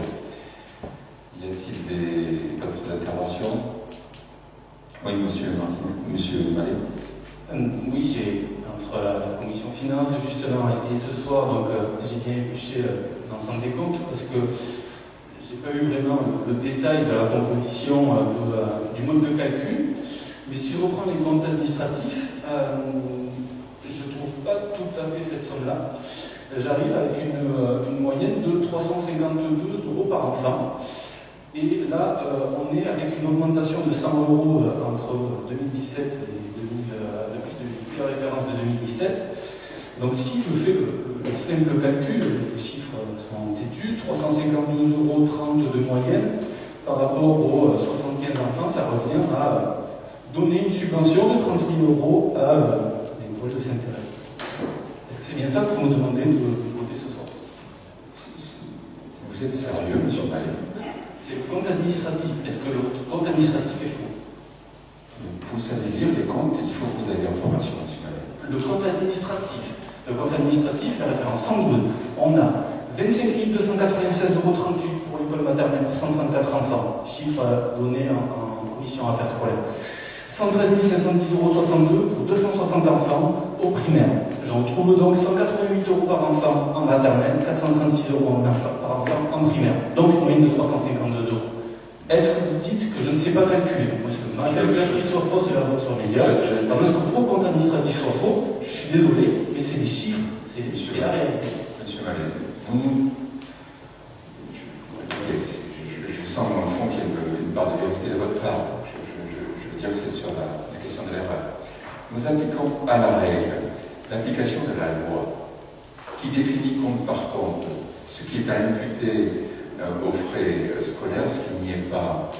Tout ça est basé sur une comptabilité analytique, notamment sur les charges à caractère général et sur les 0,12. Il nous faut définir ce qui est à intégrer dans le temps scolaire, ce qui n'est pas dans le temps périscolaire. Tout ça est calculé. Si vous aviez posé cette question plutôt que de faire un clash en conseil municipal parce que vous êtes filmé en commission finance, je ne vous permets pas de me couper, monsieur Mallet. Ça fait la deuxième fois que je vous rappelle à l'ordre. Il y a un règlement ici qui est basé sur la courtoisie. C'est l'ancien qui s'applique.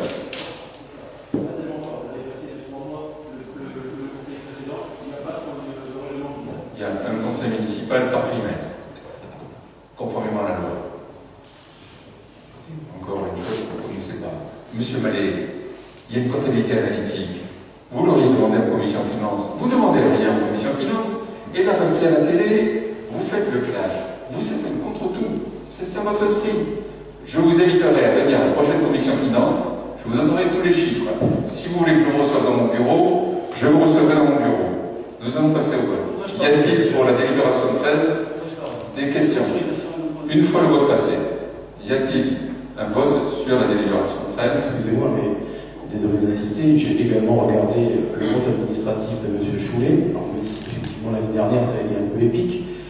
Il y a bien sur les fonctions 211 et 212 qui concernent les dépenses de fonctionnement des écoles, qui sont la base de calcul du tarif proposé pour les élèves de l'école privée Sainte-Thérèse, les montants exacts qui ont été cités par Cédric Mallet.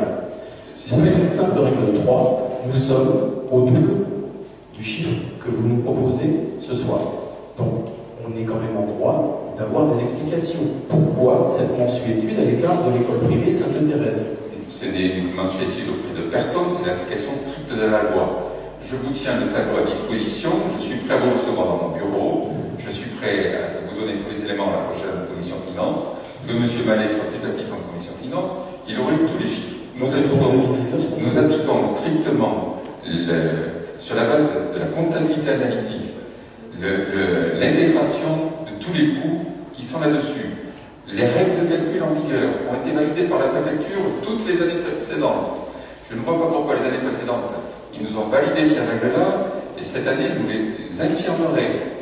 Nous avons une augmentation de 100 € qui est liée à certains éléments qui ont été évoqués en commission finance. Je n'y reviendrai pas. Tout ça est l'application de la loi. Vous cherchez à faire un buzz pour rentrer dans une guerre des écoles, une vieille lutte qui n'a ni queue ni tête. Je vous propose de passer au vote. Y a-t-il des oppositions sur la délibération numéro 13? Des abstentions? Je vous remercie. Oui, Claire.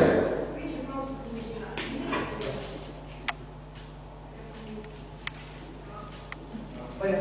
Je pense, M. Martinez, que franchement, vous avez un problème avec Sainte-Thérèse. M. Martinez, c'est M. Maline. Bon, vous avez pensé qu'il y avait du détournement d'argent public de la ville vers Sainte-Thérèse. Le procureur a dit qu'il n'y avait rien suspect. Puis, vous voulez suivre probablement ce qu'a fait M. Carrière, qui, je vous le signale, a été condamné au tribunal, puisque l'objet était allé au tribunal, et la communauté des communautaires a été condamnée à verser 200 et quelques euros, je crois. On ne polémique pas. Vous avez un compte administratif qui est certifié en parallèle, en miroir, par un compte de gestion qui a fait l'objet d'un vote ici.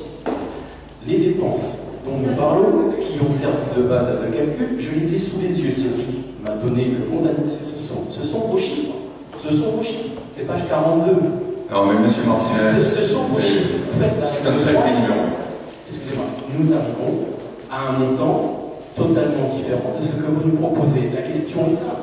Soit les chiffres que vous souhaitez nous présenter dans votre bureau, vous l'aimez, votre bureau, c'est très bien, sont vrais, et à ce moment-là, le compte administratif est faux. Soit le compte administratif est vrai, et à ce moment-là, votre calcul est faux. Mais dans tous les cas de figure, il y a une illégalité. On a une interrogation dissipée tout malentendu. Mais je vais les dissiper tout de suite. Soit il y a une troisième alternative, soit votre raisonnement est faux. Et c'est celle-là.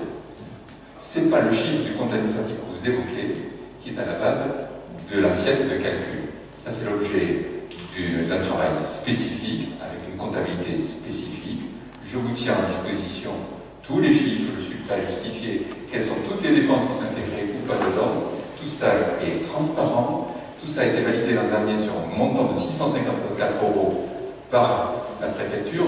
Si ça avait dû être 350, la préfecture n'aurait pas validé le contrôle de légalité à 654 l'an dernier.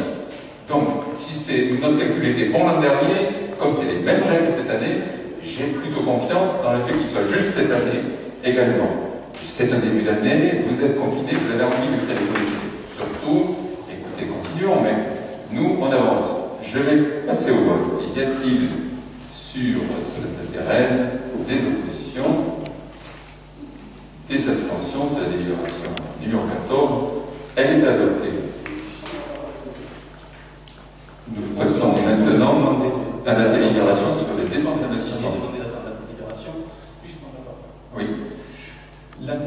Ma présence en commission finance et mes interventions en commission finance, puisque c'est de ça dont vous doutez, je pose énormément de questions, je m'interroge énormément, je cherche à avoir beaucoup d'explications sur beaucoup de choses, j'ai des réponses ou pas, souvent j'en ai, merci Madame Mathieu, et donc du coup je regrette que vous pensiez ça et que vous disiez ça, peut-être vous aussi parce que vous êtes filmé. C'est vraiment dommage, on a le droit de ne pas être d'accord, et je ne serai pas d'accord avec tout ce que vous ferez. Donc ne dites pas que je fais uniquement parce que l'on est filmé, on ne sera pas d'accord sur tout. Donc s'il vous plaît, ne remettez pas en cause à chaque fois que je vais dire quelque chose, ne remettez pas en cause mon intégrité en pensant et en disant que c'est parce que je suis filmé. Donc s'il vous plaît, arrêtez-vous aussi cette manière de faire. Mais ça ne tient qu'à vous. Je vais vous préciser une chose. Si à la commission de finances de la ville, vous avez demandé est-ce que je peux avoir accès aux chiffres du tableau analytique, vous auriez eu compte par compte le montant exact intégré dans le calcul. Si vous aviez demandé est-ce que je peux avoir accès au grand livre pour savoir quelles factures sont intégrées là-dedans, vous y auriez eu accès. Vous n'y avez pas eu accès parce que vous n'avez pas demandé. Tout était à disposition. Si vous m'avez dit que je ne comprends pas que dans les comptes administratifs, il y a ce chiffre, on vous aurait expliqué pourquoi c'est pas celui-là qu'il faut prendre. Bref, vous auriez fait preuve de formation et vous n'auriez pas créé une polémique qui n'a pas lieu d'être ce soir. Voilà, monsieur Mallet, nous passons au budget d'investissement. La polémique, c'est une subvention de 30 000 euros. Pour l'école publique, vous refusez un investissement pour des rideaux. L'école est obligée de placarder des choses sur les enfants de votre part. Non, c'est vous. Ah non, alors là, par contre, je suis désolé, c'est vous. Nous avons passé le bon commande sur les rideaux. Oui, puisque nous avons obtenu plus ou moins de besoin de la part des enseignants et des parents d'élèves. Vous avez à une commission, en fait, à l'école, dans une réunion scolaire à l'école avec les parents d'élèves, vous avez dit non, il n'y aura pas. Et pour autant, aujourd'hui, vous votez, vous nous faites passer 7 500 euros d'augmentation pour l'école Sainte-Thérèse. Donc, ce n'est pas des lubies de mon esprit, je regrette, mais c'est bien une manière dont l'école avec laquelle je agis. Bon. Non, je cite la fin de la création, nous passons à un autre sujet. On ne va pas tomber d'accord, monsieur Mallet, contre nous. Non, il n'a pas posé la question, il le sait bien. Donc, voilà. Non, mais je voudrais me rappeler quelque chose. Vous permettez? Non, je vous demande de prendre la parole, je la donne si je le souhaite.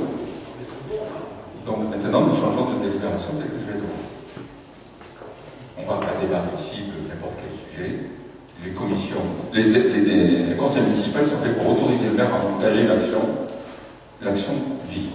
Je vous confirme que les rideaux sont commandés, que sur l'aménagement complet, on a fait un accès, tout le monde est content, on a fait des places de parking, tout le monde est content, on a une médiathèque remarquable, tout le monde est content, vous n'avez trouvé que des rideaux à redire. Écoutez, quand on est opposant, c'est difficile, il faut bien que vous ayez une opposition à la hauteur des difficultés. Je voudrais passer à l'autorisation à engager des dépenses en investissement 2021. C'est une règle assez simple. Nous avons la possibilité d'engager 25% des dépenses d'investissement de l'année d'avant d'ici le vote du prochain budget. Et donc, je vous sollicite pour m'autoriser à le faire, puisque nous avons fait le choix cette année de ne pas voter le budget au mois de décembre comme on souhaitait le faire, au vu du confinement. Nous sommes dans une telle période d'incertitude que nous pensons préférable d'attendre quelques mois pour l'adopter. Y a-t-il par rapport à ça des questions? Très bien. Y a-t-il des oppositions? Des abstentions? Je vous remercie. Nous avons adopté une convention avec la Fondation du patrimoine. Je vous rappelle que depuis 2018, la ville étant classée à l'ère de valorisation de l'architecture et du patrimoine, nous sommes éligibles à des aides de défiscalisation assez fortes sur les rénovations qui bénéficient notamment, et c'est un cas de figure assez rare, aux propriétaires occupants.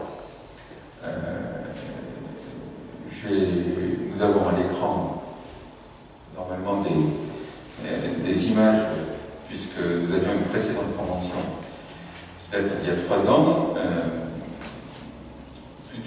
près d'une dizaine de maisons ont fait l'objet d'une rénovation au titre de la Fondation du patrimoine.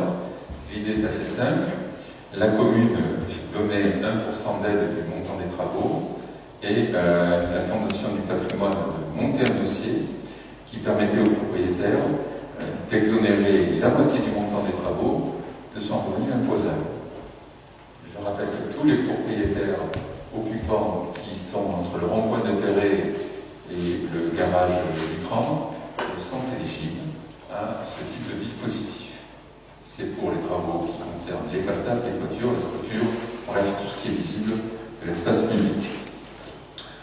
Voilà certaines des maisons qui en ont bénéficié, une avant les travaux, une après les travaux, une autre après travaux, une c'est celle qui est en jaune, là on est avant travaux, une autre avant travaux, et donc on voit à travers de ce dispositif qu'au fond les règles de la VAP définissent des règles qui sont très élégantes. Je crois que les maisons qui ont été rénovées satisfont tout le monde, y compris bien sûr les propriétaires. Nous avons donc bénéficié en 3 ans d'une dizaine de maisons complètes. Certains n'ont fait que les menuiseries, certains d'autres ont fait l'ensemble de façades.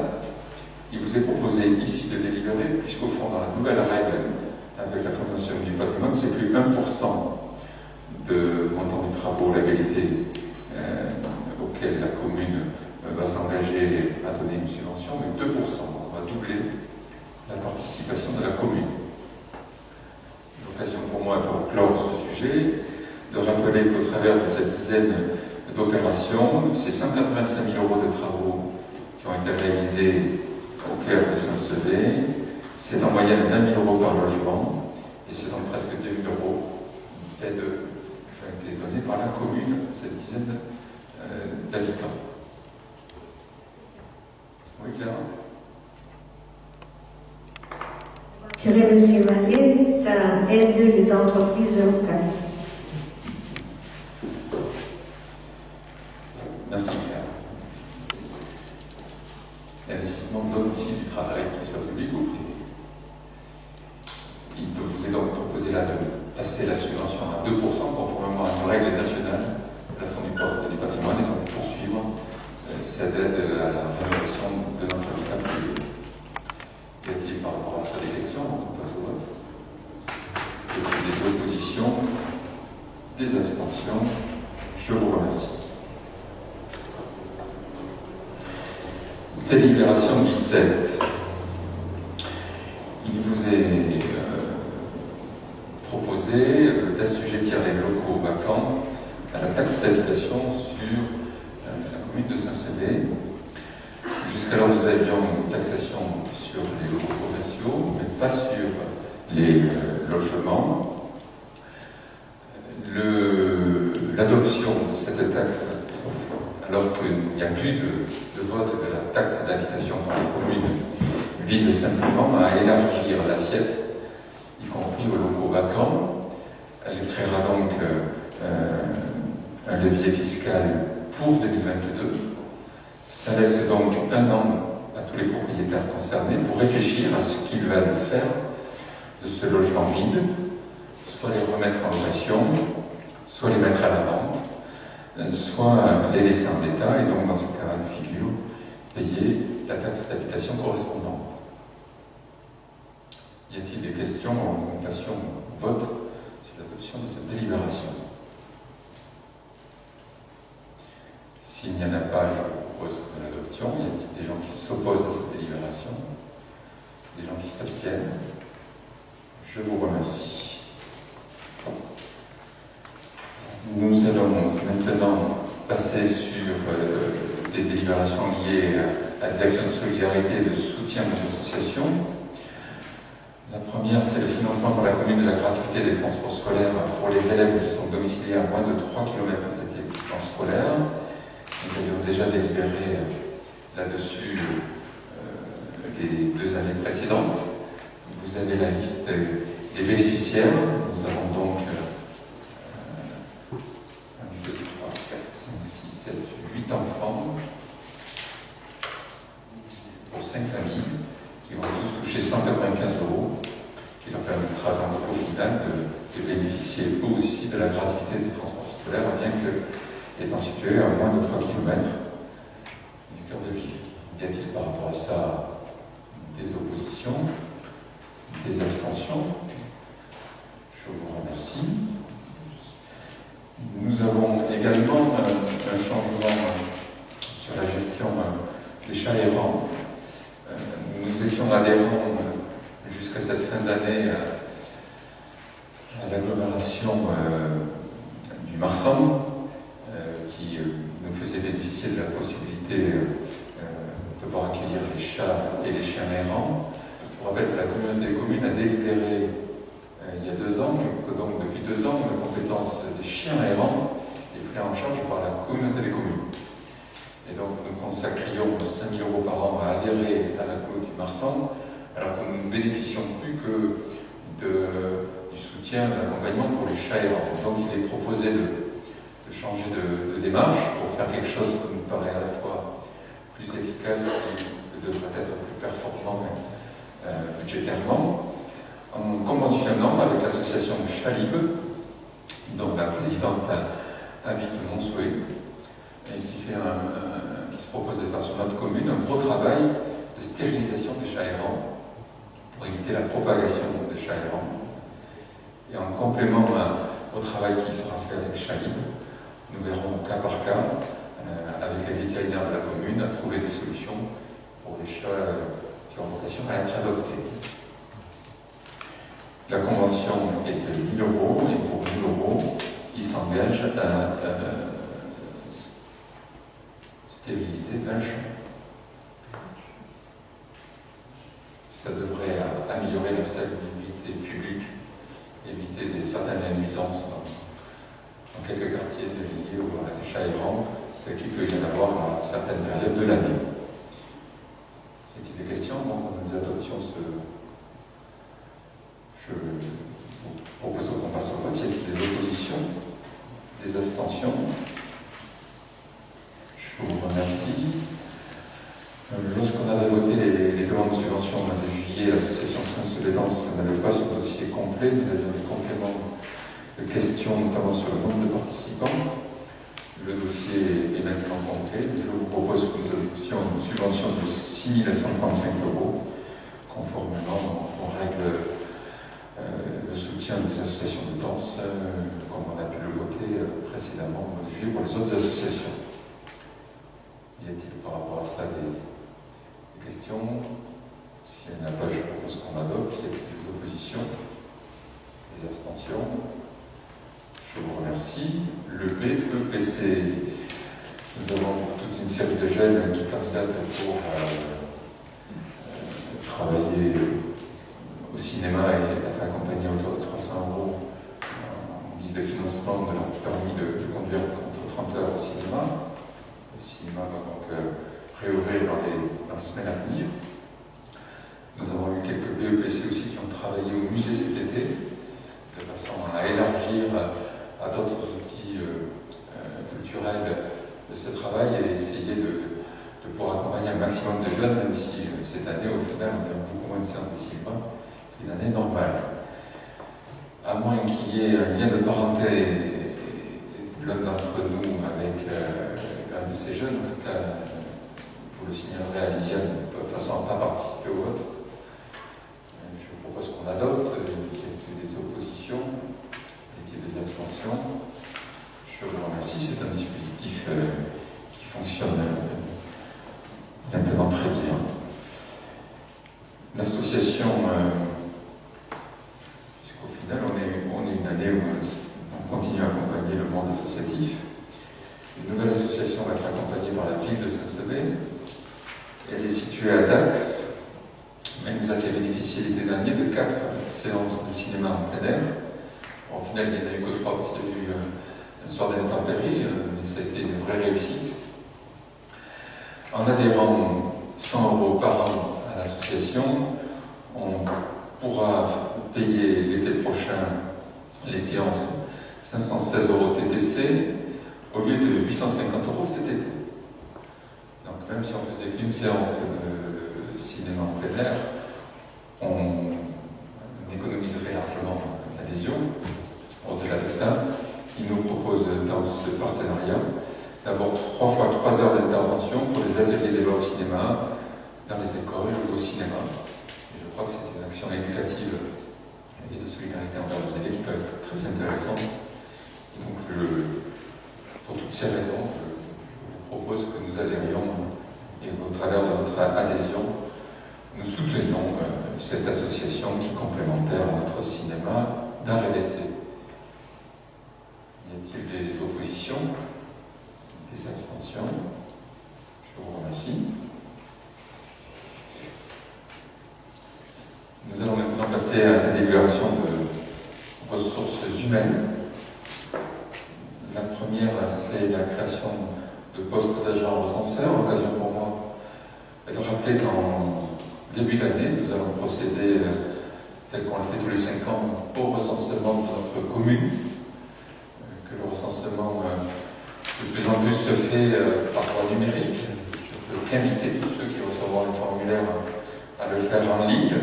Mais il y a bien sûr toujours un travail pour aller relancer chaque habitant et d'aller en porte-à-porte de maison en maison. Nous avons donc la création de 11 emplois du 1er janvier au 29 février, qui intégreront donc 3 semaines de formation et 1 semaine sur le terrain. Voilà, 11 agents vont faire l'objet d'un contrat d'une durée d'1 mois et demi. J'imagine qu'il ne va pas y avoir d'opposition. Y a-t-il des oppositions, des abstentions? Écoutez, on va leur souhaiter un bon recensement. En délibération numéro 24, une bonne nouvelle. Nous avons une agente qui était aujourd'hui catégorie B, qui va passer catégorie A, qui va donc être cadre. C'est notre responsable urbanisme, élection, état civil. Tout le monde l'aura reconnu, mais je ne peux pas citer son nom. Sur ma proposition, sa promotion au titre d'attaché a été acceptée par le Centre de gestion de la fonction publique et territoriale. Je vous demande qu'on acte cela en créant ce poste au niveau des effectifs. Moi, je veux souligner le mérite de cet agent, son implication, le fait qu'elle se soit formée sur des sujets complexes et le fait qu'elle encadre en proximité des jeunes agents de la commune. Elle mérite tout à fait cette promotion et donc je la félicite et je vous propose qu'on transforme son poste de catégorie B en poste de catégorie A de façon à ce qu'elle puisse être promue à ce nouveau échelon. Y a-t-il des oppositions? Des abstentions? Écoutez, c'est un bel exemple d'évolution de carrière au sein de notre commune. Je la félicite. Nous avons également à délibérer pour 2 postes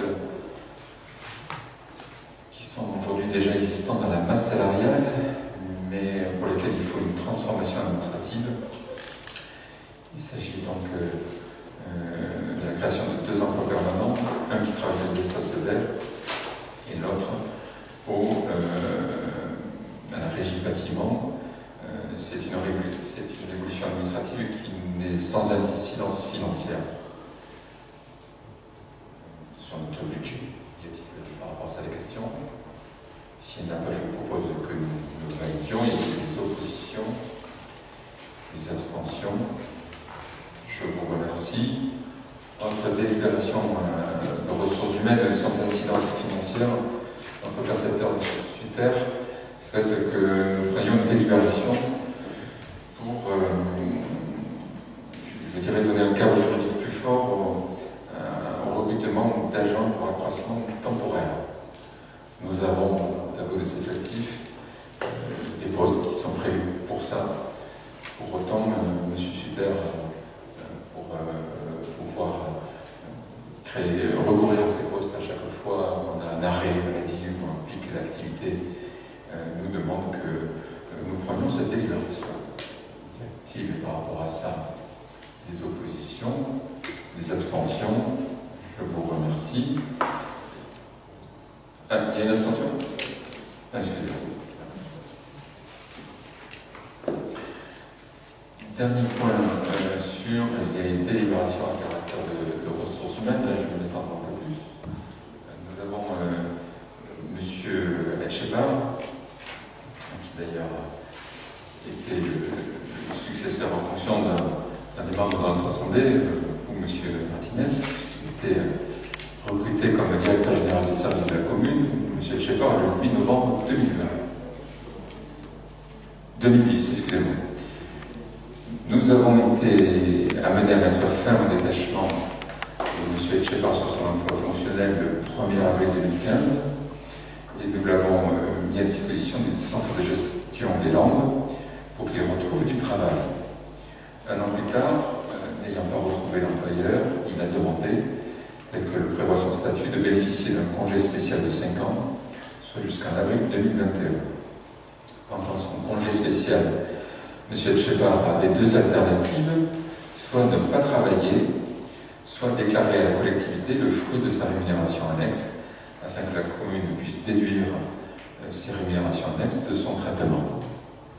En avril 2020, nous avons découvert que M. Tchepar avait exercé une activité de formateur et qu'à ce titre, il avait perçu depuis le début de son congé spécial 46 942 €. Nous avons acté avec M. Tchepar qu'il reverse à la commune l'intégralité de ses revenus annexes et qu'il rembourse également les cotisations retraite afférentes. C'est ce qui vous est soumis au vote dans la convention qui est en annexe et qui fait l'objet de cette délibération. Y a-t-il par rapport à ça des questions? Oui, M. Martinez. Oui, juste un point, c'est pas mon successeur direct, il y a eu des personnes entre les deux. Enfin, nous allons voter cette délibération, puisque c'est la réglementation. Moi, je suis assez surpris, je vous avoue, enfin, c'est pas de la fausse naïveté. Je savais que ce monsieur avait une activité professionnelle et je pensais naïvement qu'il la déclarait auprès de la collectivité. Quand j'ai vu ça, je dis quand même, pour un DGS, voilà, c'est extrêmement étonnant. Je trouve ça surprenant. Écoutez, moi je ne le savais pas. Personne parmi nous. Monsieur le maire, c'était connu. Enfin, il se cachait pas. Moi, je savais qu'il faisait des activités. Je dois vous avouer que moi, mon travail dans la vie quotidienne, c'est. Je suis dans le privé. On m'a dit, moi, je ne m'accorde pas. Écoutez, je savais qu'il écrivait des livres. Moi, j'avais toujours entendu une relation courtoise avec M. Tchepar. Quand j'ai découvert l'ampleur de ces éboulements, j'étais un peu surpris, je l'ai reçu. Et il a plaidé sa bonne foi. Acton, il rembourse tout ça. Et je crois que c'est pas. Acton, il passe à autre chose. Mais en tous les cas, je suis comme vous, c'est un peu surprenant. Y a-t-il des oppositions, des abstentions? Donc au final, c'est presque 52 000 € qui seront remboursés à la commune. Nous allons passer à des délibérations, je dirais qu'on passe tous les ans, qui sont également des choses assez classiques. Il nous faut adopter le rapport sur le prix et la qualité de l'eau. Y a-t-il des questions par rapport à ce rapport que vous avez en annexe? Bon, s'il y a la page, je propose qu'on l'adopte. Y a-t-il des oppositions? Des abstentions? Je vous remercie. Il nous faut aussi adopter protocolairement le rapport sur le service d'assainissement 2019. Y a-t-il des oppositions? Des abstentions? Écoutez, je vous remercie. Délibération 30. Dans le cadre de la délégation de service public, la SOGEDO peut choisir le mode de gestion des boues. Jusqu'alors, les boues de la station d'épuration de Saint-Sevé faisaient l'objet par l'architecte d'un compostage, qui se transforme en compost. Et là, il vous est proposé par cette délibération de revaloriser ces boues d'une autre façon, avec un partenariat avec une entreprise, une PME locale qui est basée à Air, sur la Dour. Ces boues permettront non seulement au final d'être revalorisées, mais également de créer, à travers un méthaniseur, de l'énergie. Donc écoutez, on fait un pas de plus dans l'économie circulaire et dans le développement durable. Et donc il vous est proposé, comme le SIDEC est un syndicat d'adhésion à la carte, de garder toutes les autres compétences avec le SIDEC, mais de sortir du SIDEC pour le traitement des boues. Y a-t-il par rapport à ça des questions ou des interventions? Oui, M. Martinez. Décision. On va voter contre, c'est la suite logique bien sûr de la procédure de DSP. Ou non, vous avez répondu à la seule question que nous nous étions posée, c'était tout simplement qu'on s'assure qu'effectivement ça soit une filière locale, parce qu'on se doutait que ce serait la BAT, mais évidemment il n'y a pas beaucoup d'entreprises dans ce secteur, et c'est bien pour l'usine de méthanisation que la BAT a. Bon. Donc c'est un contre de principe. L'entreprise Labatt est je l'ai dû citer il y a quelques temps, une entreprise en Arcane. Ils font aussi un travail important sur notre communauté commune, puisqu'ils ont repris la gestion du métallitaire d'Ajaccio. Voilà, ils trouvent intéressant de récupérer ces bouts. Je crois que c'est une bonne chose et ça permet d'avancer. Oui, oui. Je trouve ça très très amusant, M. Martinez. Ça me fait rire ce soir, vous voyez. Parce que vous votez contre par principe. C'est un vote contre de principe. C'est assez amusant. J'ai dû dire par principe, et je pense que M. le maire a compris le sens de notre. Voilà. C'est logique. Le vote est logique. Même si je suis ravi, et je suis d'accord avec le maire que ce soit la base, on s'en doutait fortement. Voilà. Une belle entreprise, c'est sérieux, il y a un bel outil. Il n'y a aucune difficulté sur ce point, bien évidemment. Délibération 31, nous avions un protocole d'accord avec le syndicat des eaux de Saint-Marcillon qui nous garantissait le prix de 2018 jusqu'à ce qu'on trouve un accord sur le fond dans le litige qui nous oppose à eux sur le prix d'achat de l'eau en gros. Cet avenant, ce protocole arrivait à échéance en juin 2020. Il vous avait proposé à travers l'avenant qui vous est joint de poursuivre sans échéance, c'est-à-dire pour une durée limitée, le prix d'achat 2018, et ce jusqu'à ce que nous tombions d'accord sur un prix entre le syndicat Saint-Marcillon et la ville de Saint-Sevé. Donc ça nous garantit au fond juridiquement que ce prix d'achat reste identique tant qu'on n'a pas finalisé le litige qu'on a avec eux. L'occasion pour moi de dire que aujourd'hui l'expert de la commune a été validé, l'expert du syndicat a été aussi validé. Nous attendons par le tribunal la désignation du troisième expert, de façon à ce que ce collège puisse travailler sur les comptes et émettre une proposition de prix qui, je l'espère, permettra de sortir de cette situation, et je l'espère aussi, au final, de prouver qu'à monsieur, l'augmentation que souhaitait nous passer le syndicat de 30% est sans fondement. Y a-t-il par rapport à ça des questions? Oui, M. Martinez. Alors, désolé, Madame Duprat, par principe, nous allons voter contre, dans la suite logique. Juste quelques interrogations par rapport à ça. Effectivement, nous apprenons ce soir qu'il y a les deux représentants des deux collectivités parties prenantes qui ont été désignés. Le tribunal doit désigner un troisième. Nous sommes bien d'accord. Il doit se mettre d'accord sur un prix qui sera proposé aux deux collectivités. Et si par malheur nous ne sommes pas d'accord sur le prix proposé par ces trois experts, nous partons au contentieux au tribunal administratif. C'est bien ça. La démarche qui est en cours n'interdit pas. Mais si on suit la logique. Pour le syndicat ou nous, de ne pas être d'accord. Moi, ce que je trouve très intéressant dans la démarche, on a eu une réunion, on a eu plusieurs réunions avec le syndicat. Il n'y a pas de comptabilité analytique au sein du syndicat. C'est-à-dire que les coûts spécifiques de la source, des 6 canalisations qui amènent à la rive de l'eau, ne fait pas l'objet d'une comptabilité analytique. Comme nous, on l'a mis en place pour le calcul, par exemple, tout à l'heure, des frais de scolarité. Donc ça, c'est déjà pas le problème. Quand on est rentré avec eux pour avoir les grands livres nous sont refusés, moi je suis convaincu que les experts qui vont avoir accès à tous les documents vont permettre de faire émerger une vérité. Et une fois qu'on aura la vérité des chiffres, je pense qu'un consensus arrivera. Aujourd'hui, formellement, pour répondre à votre question, on avait proposé un expert pour le troisième. Ils l'ont refusé. Ils nous en ont proposé un qui était à des prix astronomiques. On cofinance les prix, donc on dit écoutez, soyons sérieux. Et donc, la solution, c'est que ce soit le tribunal qui le désigne.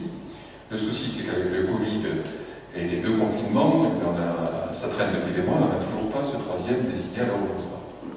Toujours est-il que, moi je pense que c'est une question de semaine, on devra avoir rapidement un expert.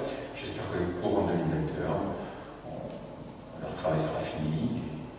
Et j'espère qu'on trouvera un consensus avec monsieur, notre ami le maire de Bon, monsieur le président, parce que le moment. J'ai une dernière question, si vous me permettez.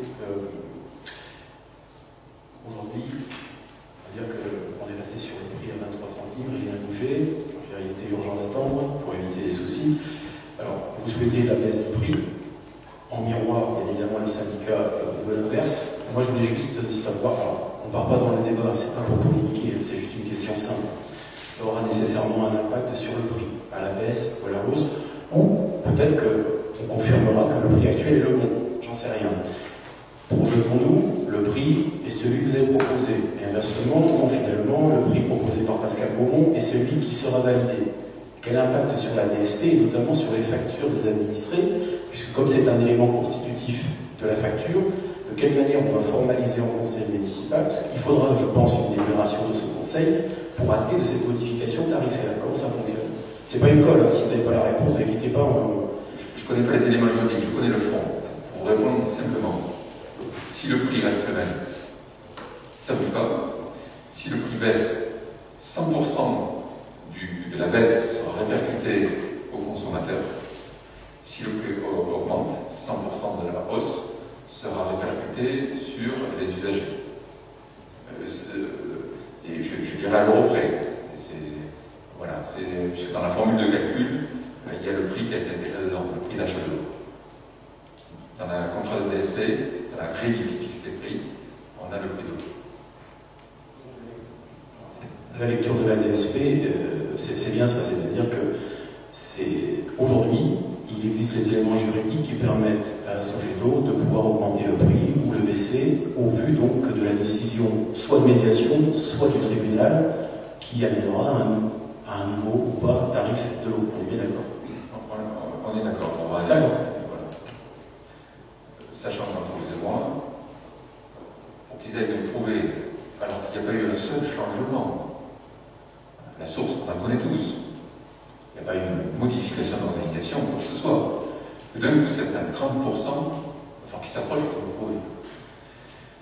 Et il est possible, puisqu'on a fait aussi en parallèle une action sur la revendication de la propriété de la source, qui est une procédure qui est en cours, il n'est pas impossible qu'on ne redevienne pas propriétaire de la source d'ici là. Auquel cas, le prix en question qui fait débat pourrait s'inverser, c'est-à-dire que là aussi nous demandons, c'est peut-être nous qui pourrons leur appliquer. Ça pourrait être très amusant d'ailleurs. Donc écoutez, on va laisser venir, en tout cas, nous continuons à nous battre pour la défense du pouvoir d'achat des installations.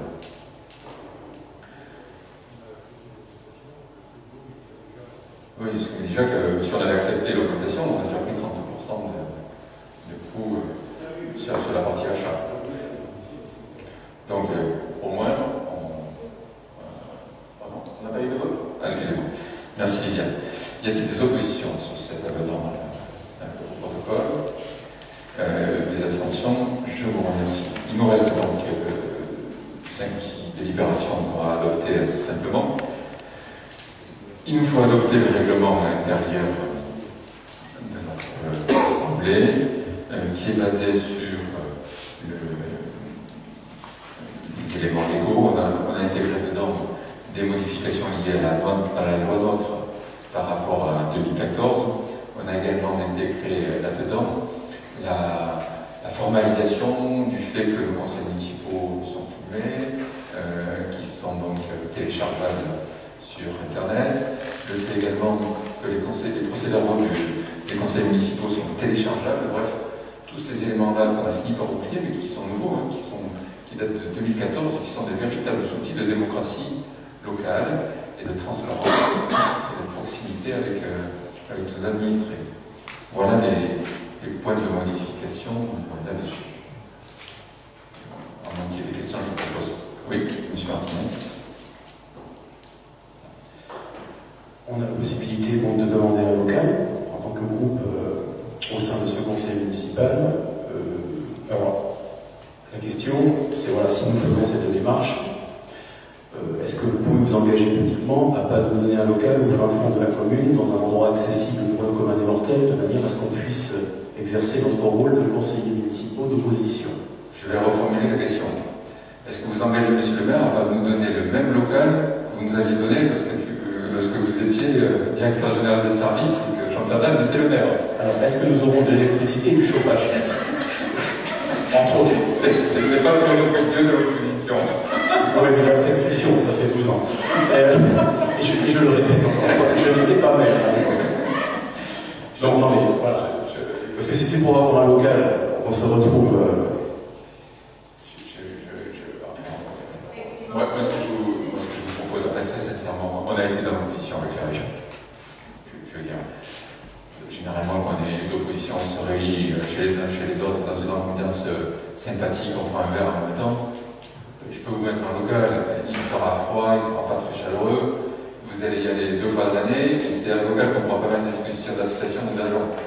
Parce que, voilà. Monsieur le maire, je précise ma deuxième question qui suit ce que je viens de vous dire, qui suit nos échanges, parce qu'on souhaiterait aussi peut-être accueillir des administrés. Donc, est-ce que juridiquement ça pose un souci particulier ou pas? Là aussi, c'est très agricole, on pourra en discuter. Et voilà. C'est en réflexion chez nous. Voilà. Je crois que c'est important que l'opposition qui ait droit puisse s'exprimer.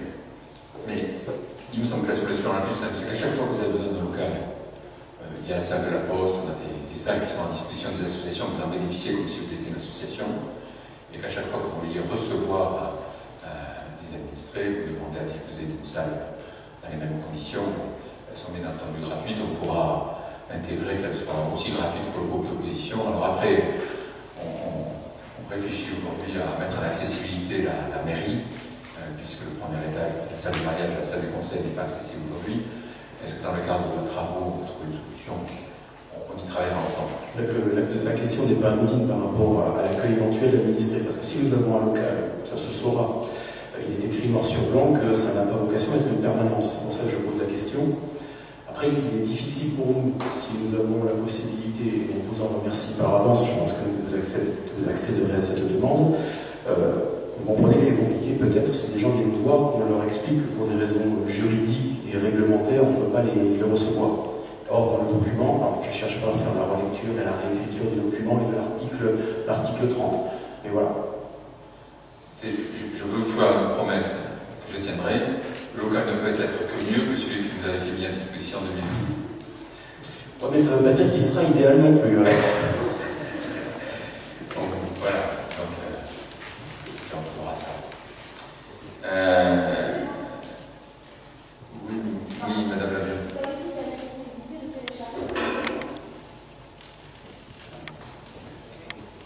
Pardon. Vous avez dit qu'il y avait possibilité de télécharger les PV. Oui. Est-ce qu'on pourrait faire, je ne sais pas moi, une liste pour les personnes qui préféreraient la télécharger ou la voir plutôt que de l'imprimer, pour que, par rapport à des économies, par rapport à du respect de...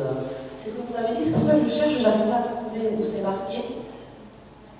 Parce que si on peut choisir de ne pas recevoir le PV sur papier, mais qu'on peut le télécharger, on pourrait peut-être faire, je ne sais pas moi, un mail ou informer les personnes. Alors là, vous êtes sur une autre question. Je reformule pour monsieur. Oui, voilà. En fait, lorsque vous recevez les papiers pour votre conseil municipal, votre demande, c'est ce que je peux recevoir. Vous pouvez recevoir les procès-verbaux Le PV en dématérialisé plutôt qu'en papier. Oui.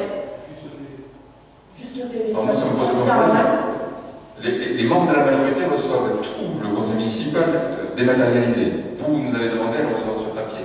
Oui, mais donc, maintenant, si vous souhaitez que les procès-verbaux le soient, mais bien sûr, ça fera moins de consommation de papier et c'est une bonne chose. Ok, merci beaucoup. Merci de cette proposition conceptive. C'est une bonne idée, on la mettra en place. Dépenses à imputer en fêtes et cérémonies. Monsieur Schutter, notre percepteur, de la même manière qu'il nous a demandé de délibérer par rapport au recours au CESO. Non, on n'a pas voté, excusez-moi. Je perds la tête. Il faut adopter le règlement. Y a-t-il des oppositions, des abstentions? Écoutez, je vous remercie. Sur les fêtes et cérémonies, monsieur Schutter, de la même manière qu'il a demandé de délibérer pour le recours au surplus d'activité sur une délibération qui officialise les choses, nous demande de bien clarifier ce qui est mis dans le budget fêtes et cérémonies. Donc, ça reprend ce qu'on pratique, mais ça lui donne un cadre plus formel. Y a-t-il des questions là-dessus? S'il n'y en a pas, on va l'adopter. Y a-t-il des oppositions, des abstentions? Je vous remercie. Nous avons un échange de terrain sur la commune entre monsieur et madame Lamotte.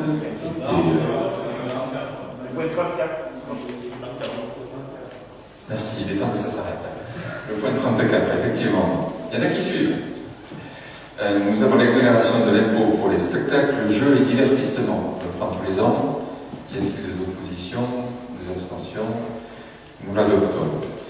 Monsieur et Madame Lamotte, qui étaient donc sur la liste aux élections municipales, que nous connaissons tous, un échange de terrain en chemin du blé, une partie de ce qui était à eux était sur le domaine public, une partie du domaine public et sur le domaine privé. C'est une régularisation de surface. Il y avait une erreur matérielle dans la délibération qui a été prise à l'époque de mémoire, c'était en 2008. Et donc il nous faut aujourd'hui redélibérer pour que tout ça puisse être régularisé. Y a-t-il des oppositions, des abstentions?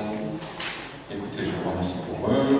Nous avons des admissions en non-valeur pour un montant de 2649 € qui correspondent aux exercices 2015, 2016, 2017, 2018. Je vous propose qu'on adopte. Y a-t-il des oppositions, des abstentions? C'est donc adopté. Et enfin, un dernier point, vous avez l'ensemble des décisions qui principalement correspondent à des votes de tarifs cet été. C'était le musée, à des demandes de subventions, à des prestations qu'on a confiées à des entreprises. J'ai donc sous moi d'ailleurs le marché de la salle annexe, où on a fait travailler, on a donc la part de l'investissement qui est financée par les économies sur le fonctionnement permis de donner du travail à l'entreprise de Saint-Désert, à l'entreprise de Devisme, à l'entreprise Astor, à l'entreprise de Solgascon, qui sont autant d'entreprises à nos côtés, et enfin un peu plus éloigné, l'entreprise de Marc et l'entreprise de Cachot. Voilà. Donc, il y a des questions. Je vous souhaite à toutes et tous de bonnes fêtes de fin d'année. Je ne pense pas qu'on se retrouvera d'ici là. Un point important, il nous faut signer le document